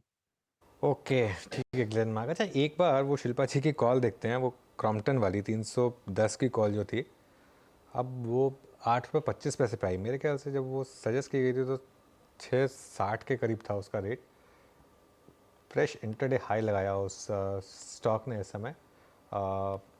860 पर थी वो, और पर है अब वो 1050 का फर्स्ट टारगेट और 1260 का second target. Stop loss 4 rupees था यहाँ पर।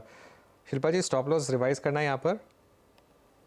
जी बिल्कुल, यहाँ पे मैं सोचती हूँ कि आप यहाँ पे कॉस्ट पे भी अगर आप स्टॉप लॉस ले भी आएंगे तो भी ठीक है। अदरवाइज़ थोड़ा और सेफ प्ले करना है तो आप 5.5 रुपये का इस पर स्टॉप लॉस अभी रिवाइज कर दीजिए। ये स्टॉक अच्छे मोमेंटम में है, मुझे लगता है ये आपको कल तक भी ये बहुत ईजीली टूवर्ड्स 325 आपको ट्रेड करते हुए मिलेगा। मोमेंटम ट्रेड और अच्छे टाइम पर टाइमली पिक आया है वो काउंटर, करीब 5 रुपए के गेंस उधर, और ये 6 रुपए का कॉल, अब 8 रुपए हो गया, 10 और 12 का अब इंतजार रहेगा। चलिए, लेकिन एक और पॉकेट पर नजर डालते हैं, सरकारी कंपनी। और आप कह सकते हैं कि जिस तरह से स्टॉक्स भागे हैं, सरकार राज चल रहा है। बेहद असरदार दरअसल सरकार साबित हुई है इन पीएसयूज को लेकर, और भारत में जो इंडिजिनाइजेशन का ट्रेंड उभर कर आया है, जो लार्जली कई सारे पीएसयू स्टॉक्स के फेवर में गया है, उसको लेकर अब क्या क्या ट्रिगर पॉइंट्स रहे हैं सरकारी कंपनियों में, कितनी और तेजी देखने को मिली है, कितनी अब तक मिली है, और क्या आगे के ट्रिगर्स रहेंगे। सुमित ने इनफैक्ट इस पर कुछ नंबर क्रंचिंग की है, उन्हीं को जोड़ लेते हैं। सुमित।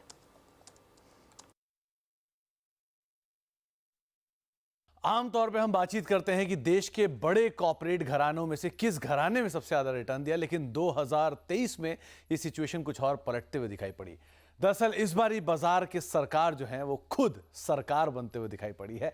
यानी कि जो प्रेसिडेंट ऑफ इंडिया है उनकी पोर्टफोलियो की वैल्यू 2022 के अंत तक करीब करीब 23 लाख करोड़ रुपए के आसपास थी, जो कि अब रफली 32 लाख करोड़ पहुंचते हुए दिखाई पड़ी। यानी कि करीब करीब 9 लाख करोड़ का इजाफा, मोटा मोटा 40% के आसपास की बढ़त उनके पोर्टफोलियोज में आते हुए दिखाई पड़ी है।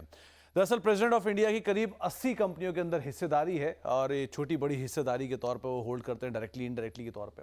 और 2023 में उनके जो ओवरऑल पोर्टफोलियो की वैल्यू है, यानी कि प्रेसिडेंट ऑफ इंडिया की होल्डिंग की वैल्यू है, वो करीब करीब 40% के आसपास बढ़ी है। इसमें करीब 15 कंपनियां ऐसी भी हैं जिनकी मार्केट कैप में मिनिमम 20,000 करोड़ से ज्यादा का एक इजाफा होता हुआ दिखाई पड़ा और 17 कंपनियां ऐसी भी हैं जहां पर 100% से ज्यादा का रिटर्न महज इस साल के दौरान ही आता हुआ दिखाई पड़ा है। एक एक करके तमाम सूची आपकी स्क्रीन पर आएगी, जहां पर जोरदार तेजी देखने को मिली। सरप्राइज एलिमेंट के तौर पर पीएफसी करीब करीब 235% की एक शानदार तेजी यहां देखने को मिली। इरकॉन 188% का बड़ा उछाल यहां रहा। मझगांव डॉक में करीब 167% के आसपास की तेजी और आईटीआई ये भी करीब 162% के आसपास बढ़ता हुआ दिखाई पड़ा। आरवीएनएल एक ऐसी रेलवे की शानदार तेजी में रहा, करीब 150% की तेजी यहां रही। और एसजेवीएन जैसा स्टॉक जो कि इतने सालों में नहीं चला, करीब 150% की तेजी यहां आते हुए दिखाई पड़ी। कोचिन शिपयार्ड करीब करीब 150% का एक शानदार इजाफा यहां पर भी होता हुआ दिखाई पड़ा। इसके अलावा वो कंपनियां जिन्होंने प्रेसिडेंट ऑफ इंडिया की होल्डिंग के अंदर एक बड़ा मार्केट कैप एडिशन किया, उसमें सबसे बड़ा सरप्राइज रहा हिंदुस्तान एरोनॉटिक्स लिमिटेड HAL। करीब 2 लाख करोड़ के आसपास मार्केट कैप पहुंचते दिखाई पड़ रही, 70,000 करोड़ का एडिशन यहां रहा। एनटीपीसी में 57,000 करोड़ रुपए के आसपास का एडिशन सरकारी हिस्से में बढ़ता हुआ दिखाई पड़ा। 50,000 करोड़ बढ़ाए कोल इंडिया ने, जहां पर डिविडेंड पेइंग कंपनी तो ये रही, लेकिन एक शानदार तेजी इस साल देखने को मिली, जिसके दम पर प्रेसिडेंट ऑफ इंडिया की होल्डिंग 50,000 करोड़ रुपए और बढ़ते हुए दिखाई पड़ी। पीएफसी करीब करीब 50,000 करोड़ रुपए के आसपास का इजाफा यहां पर भी आता हुआ दिखाई पड़ा और साथ ही साथ 50,000 करोड़ रुपए IRFC के अंदर भी बढ़ते हुए दिखाई पड़े, तो एक अच्छी तेजी यहां भी रही। इसके अलावा 41,000 करोड़ रुपए के आसपास का इजाफा ONGC और 38,000 करोड़ रुपए के आसपास का इजाफा LIC जैसे स्टॉक के अंदर भी आता हुआ दिखाई पड़ा। तो एक बढ़िया शानदार addition mega cap large cap इन स्टॉक्स के अंदर देखने को मिला और इस बार की बाजार की सरकार बनी खुद सरकार। बिल्कुल, और खैर काफ़ी शानदार मोमेंटम रहा है यहाँ पर सरकारी बैंक सरकारी शेयरों में। फॉरगेट अबाउट सरकारी बैंक्स, ये निफ्टी CPSE इंडेक्स है।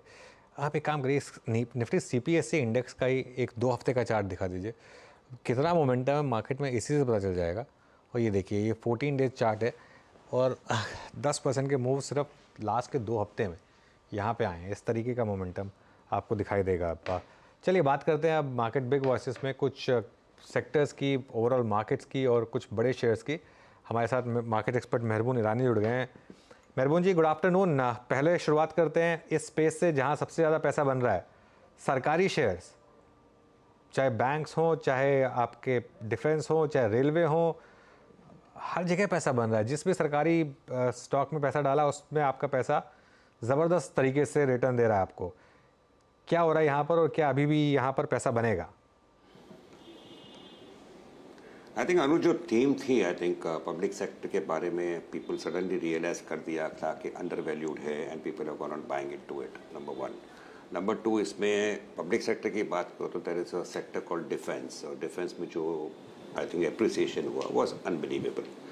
Now can it spread to other sectors? मुझे अगर पूछे तो to highlight 1 or 2 3 sectors which अगले 2-3 साल में शुड डू वेरी वेल, उसमें मैं कहूँगा इज सर्टनली पावर, और इसमें पावर इक्विपमेंट ज़्यादा कहूँगा। एक कहूँगा माइनिंग इक्विपमेंट्स, और एक कहूँगा यहाँ पे एक textiles will come back to favour. इसमें से वापस पावर इक्विपमेंट में और माइनिंग इक्विपमेंट में अगेन द सरकारी companies could come in to play over the next 2-3 years, ये मेरा पर्सनल मानना है।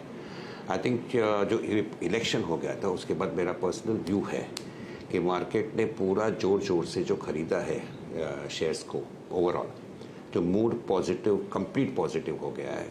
कोई एक्सीडेंट होने वाला नहीं है, nothing negative is being seen, one way buying is happening.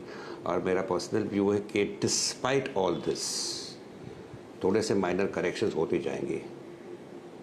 एक blow out top Indian markets should make over the next 6 to 12 months. Blowout top means blowout top. If you ask somebody to predict, वो बोलेगा 22,000, 23,000. It can be anything. There is complete positive mood. There are reasons to be positive. Brand Modi has got established in North India. Madhya Pradesh और राजस्थान में जो इसे जीता है against seasoned politicians like Mr. Gehlot and Mr. Kamal Nath is something which has established Modi as a brand in Hindi heartland. Chhattisgarh में again despite all exit polls saying the other story he came out victorious. तो अगर आपने मुझे पूछा था 1-2 महीने पहले, जो आपने पूछा था, मैंने कहा था मेरा सबसे बड़ा डर है कि आगे चल के इलेक्शंस का, and that possible accident which could have happened according to me is now out of the way. Global factors also have become benign. US recession की कोई बात नहीं कर रहा है, बॉन्ड यील्ड्स की अभी कोई बात नहीं कर रहा है, डॉलर इंडेक्स की कोई बात नहीं कर रहा है, फेड को जो करना था हो गया है.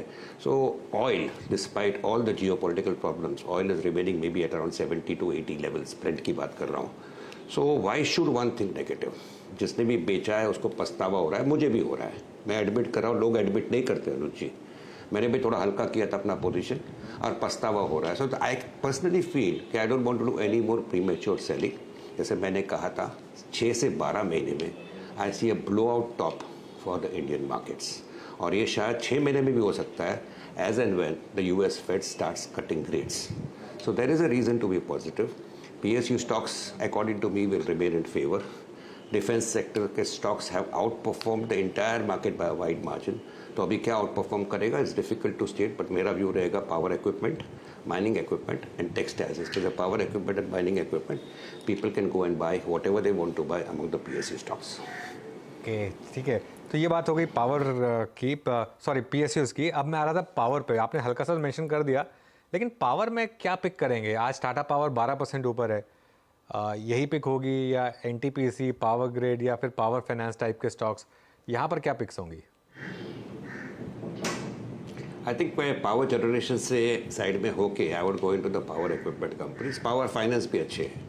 हाँ, अगर आप देखो तो PFC इतना अप्रिशिएट कर दिया है, REC ने इतना अप्रिशिएट कर दिया, अभी मैं डू के नहीं डू, तो go into power equipment sector. अब पावर इक्विपमेंट खरीदे तो क्या खरीदे? I think there are names over here also which stands out. और मैं पावर से ज़्यादा मैं I will go into the complete universe called energy stocks. I believe that energy stocks, according to me, is going to be one of the biggest outperformers. So, I would go with a company like a Coal India, which I believe is going to go much higher from the present level, and it should be a part of an investor's portfolio. Clear disclosure, personally holding it. And another stock है जो मैं continuously कहते आ रहा हूँ आपके channel में, despite unfortunately very ordinary profit and loss account, but ये company है which stands out because it not only is in power, it's also in defense, it's in many other sectors, is BHEL. I think अगर stock का appreciation देखो आप, it's phenomenal. Can it go higher? Answer is yes. A little bit blind call one should take because the company has still not delivered on the bottom line for quite some time. But as a business, I think BHEL should stand out along with Coal India. This will be my top picks in the energy sector. ये अब coming back to that PSUs वाला point, क्योंकि काफ़ी action हमने देखा है BEL जैसे state trade में, भेल जैसे ट्रेड में. यहाँ पर क्या डबल अप करने की अपॉर्चुनिटी है मेहरबून? It depends. Ultimately, अगर इन्वेस्टर सोचता है ऐसी, ultimately when you see the appreciation of the stock, आप हमेशा सोचते हैं कि मैं रिएक्शन की राह देखूँ, and that reaction most probably doesn't come. People ultimately end up buying at higher levels. इसलिए जब अनुज जी ने मुझे पूछा PSU स्टॉक्स के बारे में, मैंने थोड़ा सा इलेक्शन, ब्रांड मोदी की बात की. अप्रैल में इलेक्शन में इतना प्रॉब्लम लगता नहीं है. Market has to make a new high, all time high, real blow out top in the next 6 to 9 months. ये मेरा पर्सनल व्यू है. इसमें आपको PSU स्टॉक्स में you can certainly go and add into your positions if you avoid the bottom rung of the PSU stocks, जहाँ पे थोड़ा सा illiquidity के लिए काफ़ी मोमेंटम आ गया था, और I think you had covered done a show also on that. उसको छोड़ के बाकी के सारे स्टॉक्स पे, especially related to power equipment and mining equipment, if you increase your position, I don't think कि वो बुरा डिसीजन रहेगा. मेहरबून, एक और पॉकेट जहाँ पर हमने देखा है काफ़ी ज़्यादा इंटरेस्ट फिर से लौटने लगा है, वो है सीमेंट कंपनियाँ. अब हम सब वो capex story and run up to the election में इंफ्रा स्टोरी पर काफ़ी ज़्यादा जोर देते हैं, लेकिन प्योर प्ले सीमेंट कंपनियों में कहाँ पर आपको कैपेसिटी बिल्ड होती दिखाई दे रही है, कहाँ पर वो यूटिलाइजेशन लेवल्स भी एकदम ऑप्टिमम होते हुए दिखाई देंगे? प्राइस वाइज आपकी अप्रोच क्या है इस पॉकेट पर? I think cement stocks, if you ask me, जो हमेशा मैं पसंद करते आ रहा हूँ, are not very cheap any longer. I think यहाँ पे ऑयल नीचे के भाव में तो सीमेंट स्टॉक्स में थोड़ा और मोमेंटम बढ़ता है, पेंट स्टॉक्स में बढ़ता है, ऑयल मार्केटिंग कंपनी जो बढ़ता है, वो स्टोरी सही है. But if you ask me, I think this sector has now very well discovered. So मेरे पास 2-3 सीमेंट स्टॉक्स है, डिस्क्लोजर देता हूँ. I think I am going to continue to hold it. और यहाँ पे ओवरऑल कंस्ट्रक्शन और इंफ्रास्ट्रक्चर अकॉर्डिंग टू मी अगले 1-2 क्वार्टर के लिए will be in tremendous focus. So I remain positive on this sector, but incremental money डालने के लिए I personally believe there are other sectors where possibly more, relatively more appreciation बन सकता है. मेहरबान, अब यहाँ पर जो आपके मिड कैप आईटी और एआई रिलेटेड स्टॉक्स हैं, यहाँ पर फ्रेश व्यू बन रहा है क्या? काफ़ी बाइंग हुई है यहाँ पर। LTTS, टाटा टेक का IPO आया था, उसमें शानदार मोमेंटम आया था। ऐसे कुछ स्टॉक्स आपके रेडार पर हो? I would say that अनुज, ये पूरा सेक्टर में there is a lot of expectation and lot of hope. अगर आप ध्यान से देखें तो there are very decent names, आपने अच्छे नाम के, there is a Tata Elxsi, those type of names are there. I'm sure that they will do well. The point is, मैं क्या valuation पे वो शेयर को देता हूँ. The valuations, if you ask me, are not very cheap. So while I remain positive on the whole, again ये एक sector है जहाँ पे incremental money डालने के लिए I see relatively better opportunities available on the side. I would prefer to go in with industrials even now. I would prefer to go with companies जो water treatment में. I would like to possibly continue one of my favorite sectors like railways. I think action वहाँ पे continue होता ही रहेगा. So relatively what Harshada ने पूछा cement और आपने अभी जो पूछा, I think these are sectors which are doing well, which will do well, and mid-cap IT ultimately, at the moment, artificial intelligence pay to wager your money saying that these companies will stand out, I think is a little bit of a tall task, because at the price at which you are paying, they are not certainly cheap. Of course, if you are a winner, you will definitely make money. So ये levels पर I think I would like to look elsewhere where relatively valuations are comfortable, and on the whole overall market में my mood is very positive. So I would like to go in with my money into companies and into sectors वहाँ पे थोड़े से relatively undervalued है, action बनी रहेगी, and I will outperform as compared to many other sectors. So I would say mid cap IT only from that angle. I am not in a mood right now to recommend some name over here because I don't find the stocks very cheap. They are good. So if I am holding them, I'll continue to hold them. But नया पैसा डालना at least मेरे में हिम्मत नहीं है. अच्छा मेहरबान, with due disclosure Reliance industries पर मैं आपकी राय लेना चाहूँगी, क्योंकि नॉर्मली जब भी बाजार में वो बड़ा मूव आता है फिर नजरें रहती है कि ये बड़े वेटेज के काउंटर्स हैं उनका कितना योगदान रहेगा. आजकल हम ICICI बैंक, HDFC बैंक से एक्सपेक्टेशंस लगाकर बैठे कि अब नेक्स्ट रैली इनकी तरफ से लीड होगी, लेकिन रिलायंस इस पूरे मैथमेटिक्स में कहाँ बैठ रहा है, इस पर अप्रोच क्या रहेगी? आई थिंक आपने, thanks for reminding me. I think जो सेक्टर्स मैंने कहा मुझे पसंद है, उस पर बैंकिंग सेक्टर कहना भूल गया, और उसमें आई स्टिल बिलीव, जो पिछले 2 साल से कहते आ रहा हूँ, I think PSU banks I still prefer as stocks as compare to the private sector banks. Private sector banks पे डाउन साइड लिमिटेड है, अल्टीमेटली बढ़ेंगे, but PSU banks still look according to me positive. Coming back to Reliance, I think कहीं ना कहीं the stock will perform. It has relatively underperformed the entire market, broader market, frontline stocks by a very wide margin for last 2.5, 3 years. But अगर आप मुझे पूछो तो ये Jio Finance, according to me, should be a stock which I am sticking my neck out to say that one should put it as a core stock, as a stock in your core portfolio. So I am very positive on Reliance Jio. Right about Reliance Industries also, I believe in the next 12 to 15 months, lot of developments should be happening at the company level, including थोड़ा सा demerger होगा, ये होगा, वो होगा. So I would say as a pure wealth creation stock among the frontline names, जो stock पे downside limited है, जिसने अभी तक कुछ नहीं किया है, आपको लगता है मार्केट थोड़ा जोर से बढ़ गया है, मैं भले कहूँ कि अगले 6 महीने में एक ब्लो टॉप बन सकता है, but still you want to be a little bit careful with your money. I think Reliance Industries according to me would not be a bad bet at all. तो अगर कोई इन्वेस्टर डरता है और मुझे पूछता है फ्रंटलाइन स्टॉक्स में क्या लेना, I would say Reliance would be among my top 7 picks, certainly yes. और इसमें I believe the stories will keep on coming over the next 12 to 15 months. Lot of things should be happening at the companies end. AGM में भी जो उन्होंने बात की थी, I think clearly spells out if one is patient one will see value unlocking happening. Jio Finance is already one thing, and Jio Finance as a separate entity, I believe, is a stock which one should be including it in the core portfolio, because lot of development should be happening, especially जो strategic development हो रहा है company के level पर. So I remain positive on both these names. Reliance Industries may take a little bit longer. Jio Financial, according to me, should be a stock in an investor's portfolio. Okay मेहरबान जी, बहुत बहुत शुक्रिया आज हमारे साथ जुड़ने के लिए और हमसे इन सब टॉपिक्स पे बात करने के लिए. Thank you.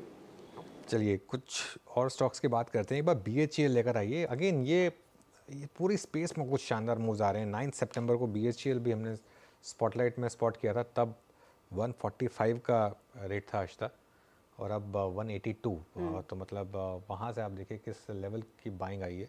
ये आज का मूव है और अब ये एक महीने का चार्ट देखिए, 42% के मूव यहाँ पर इस समय, शानदार मोमेंटम। बैन में है क्या ये? शायद मैं एक बार चेक कर लेता हूँ, अगर बैन में है तो फिर इस पे हम कॉल लेंगे नहीं। मैं एक बार सुबह का अपने सेटअप में देख लेता हूँ, मेरे ख्याल से मैंने नहीं, ओके बैन में नहीं है ये स्टॉक इस समय। तो इसका फ़ायदा उठाया जाएगा कि क्योंकि है नहीं बैन में, तो शायद आने की तैयारी करे बहुत जल्द। गाबा सर, कोई व्यू BHEL पर? बहुत ही बढ़िया है, बिल्कुल।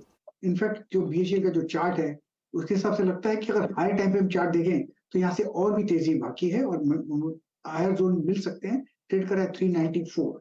मुझे लगता है ये करीब 450 500 भी जा सकता है, लेकिन गाबा सर टाइम अगर थोड़े डिप्स मिलते हैं नहीं वो गाबा मिल सर, सकते हैं। आई थिंक आप शायद BEL देखने लग गए। मैं BHEL की बात कर रहा हूँ, भेल, भारत इलेक्ट्रिकल, भारत हेवी। बढ़िया है, 120 के आसपास बहुत बढ़िया ब्रेकआउट मिला है। नहीं आप तो अब BL देख नहीं BHEL ना, हाँ, वीरू वाला भेल। या BHEL या हाँ, 180 पे ट्रेड करा है। 102 में बहुत बढ़िया ब्रेकआउट मिला है। थोड़ा रेसिस्टेंस 200 के आसपास है, जब वो पार कर लेगा तो हायर जोन 300 का भी देखेंगे। तो यहाँ से 300 है, लेकिन उसे वक्त लगेगा, 1-1.5 साल लग सकता है, लेकिन it's a buy on dips. अगर थोड़े डिप्स मिलते हैं, मेरे ख्याल से वो खरीदारी का मौका रहेगा, but it's a long pull trade, मतलब 2-4-6 महीने से ज्यादा ही होल्ड करना पड़ेगा BHEL। मैं वीरू वाला भेल बोल रही थी तो हमारे डायरेक्टर बोल रहे हैं कि वीरू वाला तो USL है लेकिन उस पर ट्रेड आ गया 1085 का, रचना जी जो देके गई हैं। चलिए BTST STBT उस पर आते हैं। अच्छा, by the way Nifty bank अपनी चाल थोड़ी सी नरम कर रहा है, 9 पॉइंट नीचे फ्लैट है आप कह सकते हैं। मिड कैप्स में अच्छा खासा एक्शन, तेजी का साफ बरकरार है, तो वो आउट परफॉर्मेंस जारी है। तेजी करे या मंदी, क्या ट्रेड लेके जाना है कल के इवेंट से पहले, और वो है RBI की क्रेडिट पॉलिसी। शिल्पा जी बताइए क्या ले जाएंगे ट्रेड?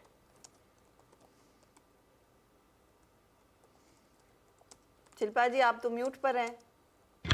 सॉरी, यहाँ पे मुझे सन टीवी बहुत अच्छा लग रहा है। सन टीवी फ्यूचर 681 पे ट्रेड कर रहा है। मुझे लगता है ये एकदम कल तक 695 से 700 705 तक आपको शायद ट्रेड करते मिले। पूरे सेक्टर में भी तेज़ी है, तो आप इसको 700 का जो कॉल ऑप्शन है सन टीवी का, जो रफली 18-19 के बीच ट्रेड कर रहा है, आप इसमें भी पार्टिसिपेट कर सकते हैं। स्टॉप लॉस आप यहाँ पे 14 रुपये का रखिए एंड टारगेट स्टिल 30 आपको शायद आते हो कल मिल जाए। ओके, सन टीवी ये हो गई शिल्पा जी की पिक इस समय BTST में। मानस आप क्या पिक कर रहे हैं? देखिए, जिस तरह का मूव हमने आज MGL में देखा है, आई थिंक कल यहाँ पर आपको IGL में भी वैसा मूव देखने को मिल सकता है। तो करंट लेवल्स पे IGL में खरीदारी करने की राय रहेगी। करंट लेवल्स पे खरीदारी करिए। 403 का स्टॉप लॉस लगा रहा है और 415 के टारगेट IGL में आप सेट कर सकते हैं। ओके, तो IGL पर एक ट्रेड तेजी वाला आ रहा है। गावा सर आपका ट्रेड? ट्रेड है ग्लेनमार्क, अच्छा मूव है, न्यू रोन पर चल रहा है, 823 पर ट्रेड कर रहा है, स्टॉप होगा 817 का, 5 रुपीज ऑन द अपसाइड। जो टारगेट है 835 के नजर आते हैं ग्लेनमार्क। ओके, प्रशांत जी आपका ट्रेड क्या रहेगा BTST STBT? जी अनुज जी, BTST और ऑरो फार्मा में होगा एक picture perfect dip on 20 moving average. यहाँ पे मुझे लग रहा है एक पोजिशनल कॉल लेना चाहिए, 1005 का स्टॉप लॉस, 1100 का टारगेट, 1100। ओके, तो ये फिलहाल आपके लिए ट्रेड प्रशांत ने दिया ऑरो फार्मा। अमित आपका ट्रेड क्या रहेगा? जी मैम, मैं ग्लेनमार्क फार्मा कैरी करूंगा। यहाँ पे एक बॉलिंजर बैंड के अपर जोन्स में स्टॉक ट्रेड कर रहा है। इसने एक अपने स्विंग ब्रेकआउट टेकआउट किया लगभग 800-810 के लेवल पे। कैश में प्राइस 822 का है, स्टॉप लॉस रहेगा 810 का और टारगेट्स रहेंगे 840 के। ओके, चलिए ठीक है। वैसे ये कॉमन हो रहा है, गावा जी ने भी ग्लेनमार्क ही दिया था, कुछ और आपने शॉर्टलिस्ट किया था क्या इसके साथ? मैं चेंज कर लेता हूँ जी।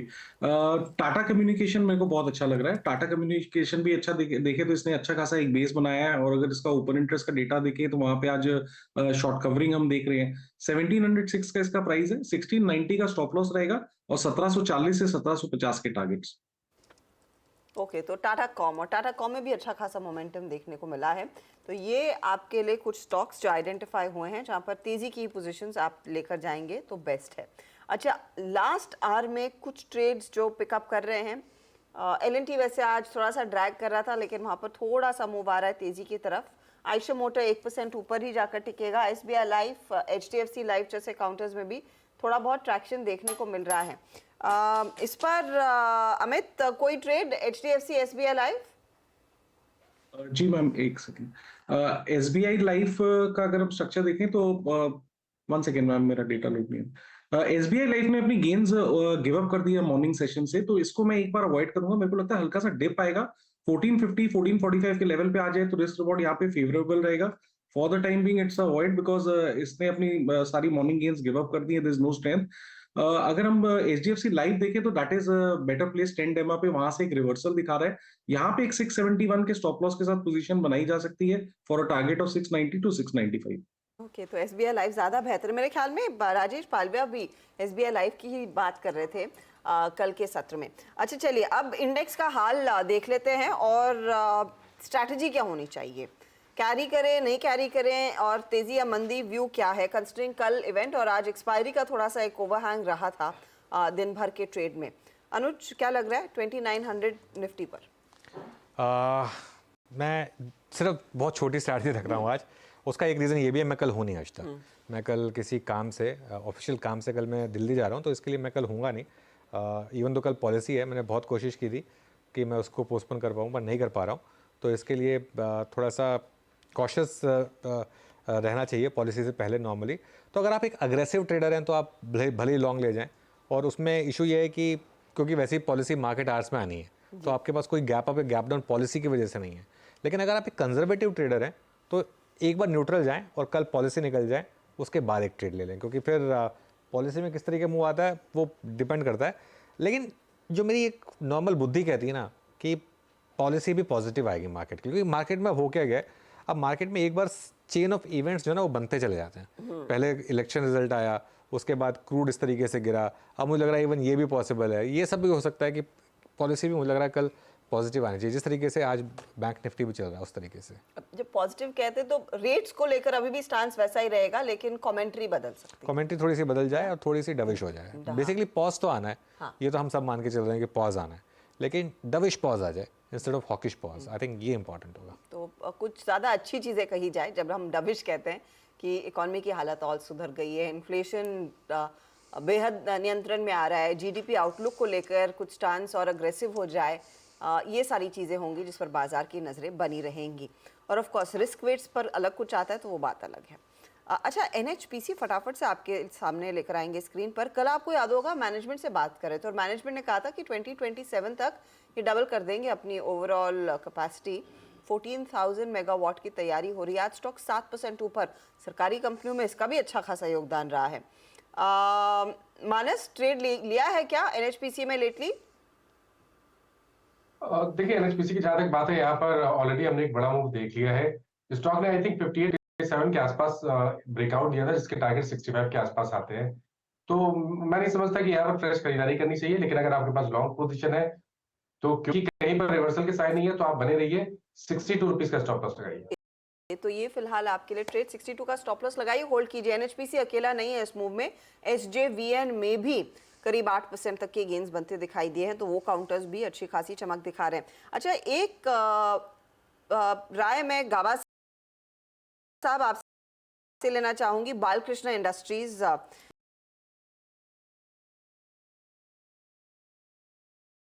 मूव देखने को मिला। इनफैक्ट अपोलो टायर्स पर आई थिंक सुबह में कोई बात मेंशन कर रहा था तेजी की तरफ, वो चला नहीं, लेकिन बाकी सब काउंटर्स में एक्शन आया है। कैश में JK CEAT कुछ पसंद है? आई थिंक बालकृष्ण तो मैं अवॉइड कर लूंगा, है पॉजिटिव, लेकिन CEAT में एक ट्रेड बनता है on the long side. Trade करा है 2293, 2400 का ये जोन है, वहां तक जा सकता है, उसे वक्त लगेगा। स्टॉप होगा 2250। तो आई थिंक ये डिलीवरी बेस्ड स्टॉक है, CEAT है।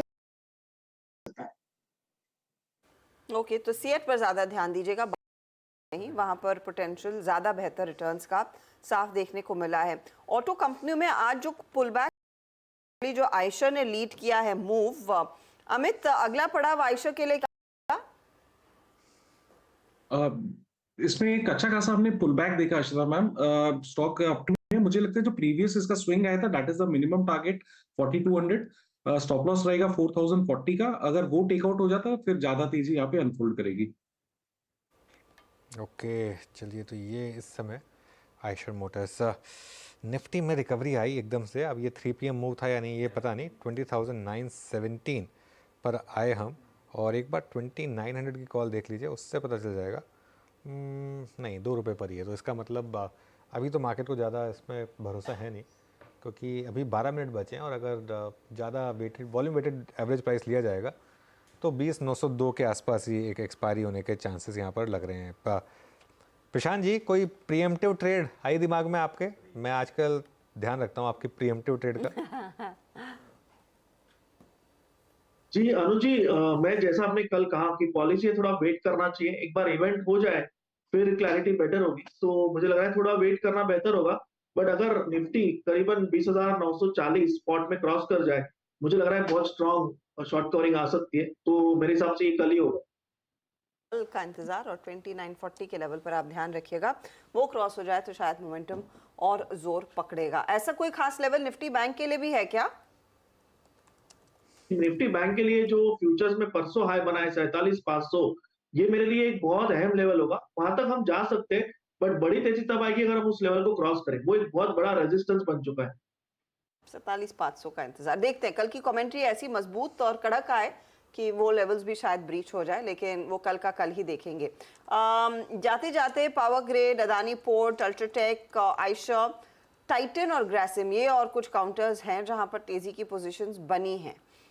गावा सर, टाइटन पर कोई ट्रेड 3588 पर खुला नरम, लेकिन दिन के दौरान तेजी रही और स्टेबल रहा ये बढ़त में।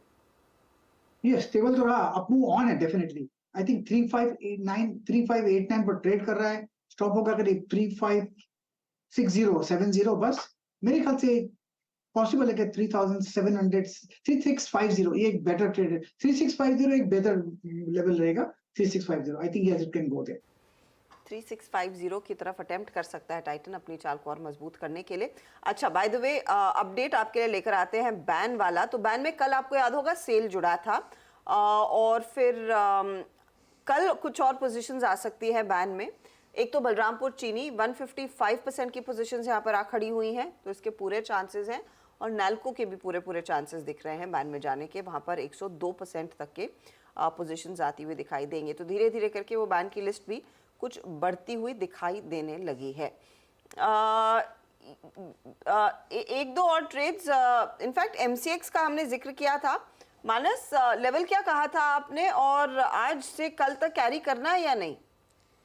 बिल्कुल करना है। देखिए एमसीएक्स में एक फ्रेश ब्रेकआउट है, ये ब्लैक पैटर्न का ब्रेकआउट है। मैंने टारगेट दिए थे 3425 के, बट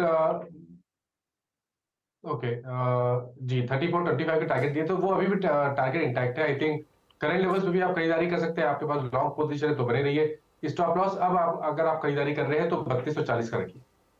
अच्छा, जाते जाते अमित एक बार ये महानगर गैस भी देख लीजिएगा। आपको याद होगा हमने कल परसों ही कंपनी के मैनेजमेंट से भी बातचीत की थी, और स्टॉक आज 1172 पर है। इसमें अच्छा मोमेंटम आई थिंक सोमवार मंगलवार को रहा, फिर कुछ ब्रीदर लिया, आज फिर तेजी देखने को मिली है।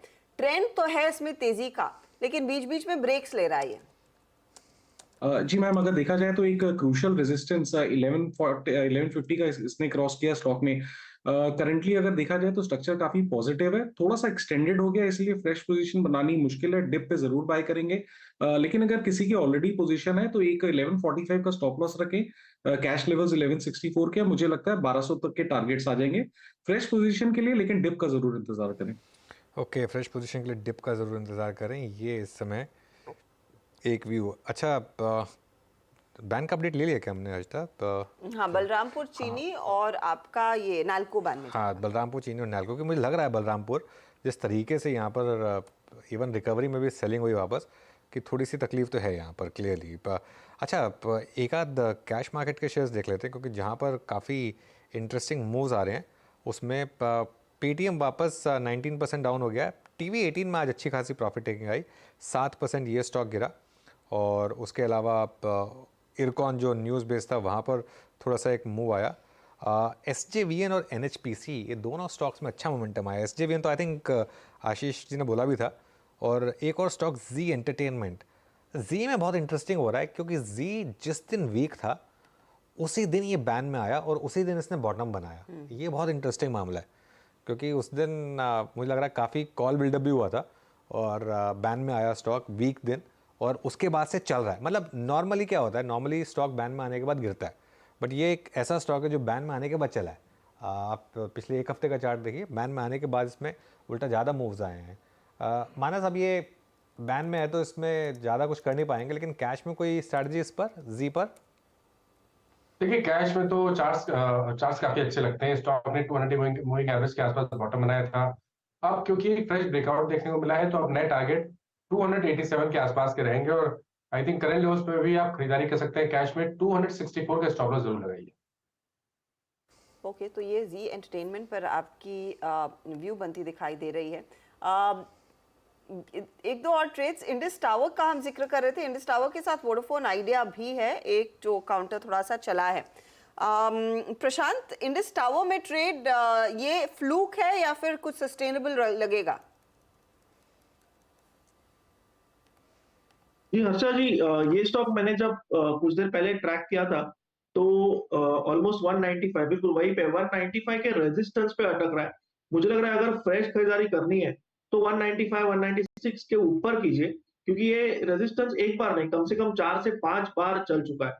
या सेफर ट्रेडर कोई और स्ट्रॉन्ग मोमेंटम चाहता है, मेरी सलाह होगी 200 के ऊपर खरीदिए, थोड़ा उसको लीवे दीजिए, थोड़ा गैप दीजिए, और 200 के ऊपर एक फ्री वे ट्रेड होगा, करीबन आपको 215 तक ले जा सकता है, और तभी आप 195 के स्टॉप लॉस से एंटर कर सकते हैं। बिल्कुल, देखिए अब मैं जो कह रहा था ना हर्षदा, मुझे लग रहा था कि ये आना है इस तरीके से। स्टॉक बता रहा था आपको जिस तरीके से वीक हो रहा था, चीनी काउंटर्स टूट रहे थे, चीनी काउंटर जिस तरीके से टूट रहे थे कि गन्ने के जूस से अब एथनॉल नहीं बनेगा, और ये स्ट्रक्चरली बहुत बड़ा नेगेटिव है। अभी इलेक्शन ईयर के हिसाब से सही, लेकिन क्योंकि क्या हो क्या रहा था यहाँ पर, बहुत ज़्यादा जो गन्ना था वो डाइवर्ट हो रहा था एथनॉल के लिए, और शुगर इलेक्शन ईयर में कंपनी सरकार नहीं चाहेगी कि शुगर के प्राइसेस बहुत ज़्यादा बढ़ें। ये सरकार ने नोटिफिकेशन जारी कर दिया। अब वो सारी की सारी वही खत्म हो गई, नॉट येट और ये सब वो सब जो चल रहा था ना, ये एकदम पूरी की पूरी वो ख़त्म ही हो गई। ये यहाँ पर आ गया, नोटिफिकेशन जारी हो गया है कि नहीं बनेगा। लक्ष्मण जी हैं क्या? लक्ष्मण जी को जोड़ लेते हैं क्योंकि ये इस समय की सबसे बड़ी ब्रेकिंग न्यूज़ है। ओके, थोड़ी देर में लक्ष्मण जी को जोड़ेंगे, लेकिन बड़ी ब्रेकिंग न्यूज़ इस समय आ रही है कि अब गन्ने के जूस से ये एथनॉल नहीं बनेगा, और ये कंपनियों के लिए एक बहुत बड़ा नेगेटिव है। एक तरफा झटका इनफैक्ट इस पूरे हफ्ते चीनी काउंटर्स पर लगा है, तो वो पूरा पैक आपकी स्क्रीन पर लेकर आते हैं, और इसके साथ ही आप प्राज इंडस्ट्रीज पर भी नजर रखिएगा, क्योंकि उसका भी सेंटिमेंटली इम्पैक्ट रहता है। लेकिन हाँ, अब सवाल यही है, फिर शायद ग्रेन मोलासिस का ज़्यादा इस्तेमाल होगा, तो वो ऑफ कोर्स दूसरे प्रोडक्ट्स पर से यहाँ पर एथनॉल प्रोडक्शन किया जाएगा, लेकिन शुगर केन जूस से नहीं। लक्ष्मण जी हमारे साथ शायद जुड़ गए हैं, अच्छा अभी तक नहीं आए हैं, लेकिन ये इनफैक्ट अब तक की सबसे बड़ी डेवलपमेंट। पूरे हफ्ते का एक बार चार्ट दिखाइए। ऐसे लग रहा था कि मार्केट प्रिपेयर्ड था, क्योंकि ये सिर्फ आज काउंटर टूटा नहीं है बलरामपुर चीनी का, 14% तक की गिरावट पिछले 7 ट्रेडिंग सेशंस में है। लक्ष्मण रॉय हमारे साथ जुड़ गए हैं। लक्ष्मण, क्या डिटेल पकड़ा है आपने? देखिए, दरअसल जो गन्ने के जूस से एथनॉल बनाने की जो इजाज़त थी उस पर फिलहाल सरकार ने रोक लगा दिया है। इसके लिए सरकार ने नोटिफिकेशन जारी कर दिया है। इस नोटिफिकेशन के मुताबिक 2023-24 के लिए जो शुगर केन जूस से जो गन्ना एथनॉल बनाया जाना था वो अब नहीं बनेगा, इस पर साफ रोक लगाया। बता दूं कि गन्ने से 2 तरह से एथनॉल बनता है, एक जो शुगर केन जूस होता है उससे बनता है, और दूसरा जो बी हैवी मोलासेस होते हैं, यानी गन्ना से चीनी निकालने के बाद जो मोलासेस बनता है उससे एथनॉल बनता है। तो मोलासेस से जो एथनॉल बनता है उस पर रोक नहीं लगाई गई है। गन्ने के जूस से जो एथनॉल बनता है उस पर रोक लगाई गई है। बता दूं कि अभी जो सरकार ने एक तरह से ऑयल मार्केटिंग कंपनियों ने टेंडर जारी किया था, उसके मुताबिक 2.14 million ton sugar cane diversion होता अगर गन्ने के जूस से एथनॉल बनता तो इस पाबंदी के लगने से 2.14 मिलियन टन शुगर जो है सो वो जो है सो डाइवर्जन नहीं होगा, लेकिन जो बी हैवी मोलासेस से एथनॉल बनना था वो जारी रहेगा। और इसमें एक बात बताऊं, इन सारे फैसले के पीछे असली वजह यह है कि गन्ने का उत्पादन कम होने के आसार हैं, चीनी का उत्पादन कम होने के आसार हैं। करीब पिछले साल के मुकाबले 8% चीनी का उत्पादन कम हो सकता है, और अगर सरकारी पाबंदी नहीं लगाती तो एक साल में कम से कम 30 से 35 लाख टन चीनी के बराबर गन्ना जूस और गन्ना बी हैवी मोलासेस मिलकर के एथनॉल में चला जाता है। तो चीनी की किल्लत ना हो, चीनी के दाम ना बढ़े, इसलिए सरकार ने यह फैसला लिया है। ये नोटिफिकेशन जारी कर दिया है। इस नोटिफिकेशन की कॉपी मेरे पास है, जिसमें साफ तौर से लिखा गया है कि जो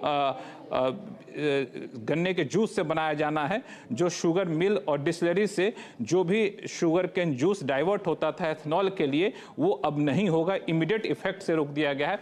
यानी जो ऑयल मार्केटिंग कंपनियों ने टेंडर जारी किया था, उस टेंडर के हिसाब से 1 नवंबर सप्लाई किया जाना था, वो सप्लाई अब नहीं होगा, उनको एथनॉल नहीं मिलेगा, वो एथनॉल जो गन्ने के जूस से बनाया जाना था। तो एक बहुत बड़ी डेवलपमेंट, और वो स्टॉक में हम देख रहे हैं करेक्शन बढ़ता हुआ। ठीक है, तो यहाँ पर बेसिकली कम प्रोडक्शन की चिंता है सरकार को, और उसका इम्पैक्ट वैसे भी चीनी प्राइसेस पर आएगा, और चीनी की प्राइसेस इलेक्शन साल में यहाँ पर और रैली ना करे, उस पर शायद सरकार का फोकस रहेगा। इसीलिए एथनॉल बनेगा, लेकिन मोलासिस से एथनॉल बनेगा, सीधा आप शुगर केन जूस से एथनॉल नहीं बना पाएंगे।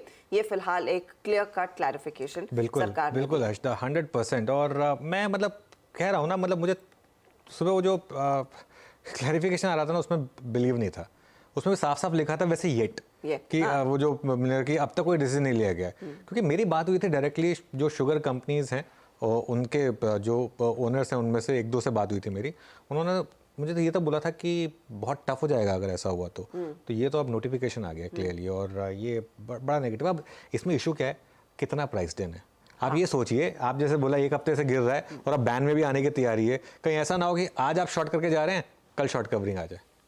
ये भी होता है क्योंकि ऑलरेडी इतना गिरा है और आज डे लो पर बंद हो रहा है और बैन में आज जा रहा है। तो आज आप अगर शॉर्ट करके छोड़ गए, हो सकता है कल और गिर जाए, लेकिन ये मामला है क्योंकि पता था पहले से, मुझे लग रहा है लोगों को जिस तरह से वो स्टॉक के प्राइसेस गिर रहे थे, और खासतौर से बलरामपुर चीनी टूट रहा था, कुछ पार्टिसिपेंट्स में आभास था कि एक्शन आने वाला है। चलिए, इस बीच क्लोजिंग पर आते हैं। बलरामपुर चीनी इस समय 6.5% नीचे, जैसे वो खबर आई हमने ब्रेक की, और 402 पर जाकर टिका है काउंटर। लेकिन बाजार कहां पर टिक रहा है?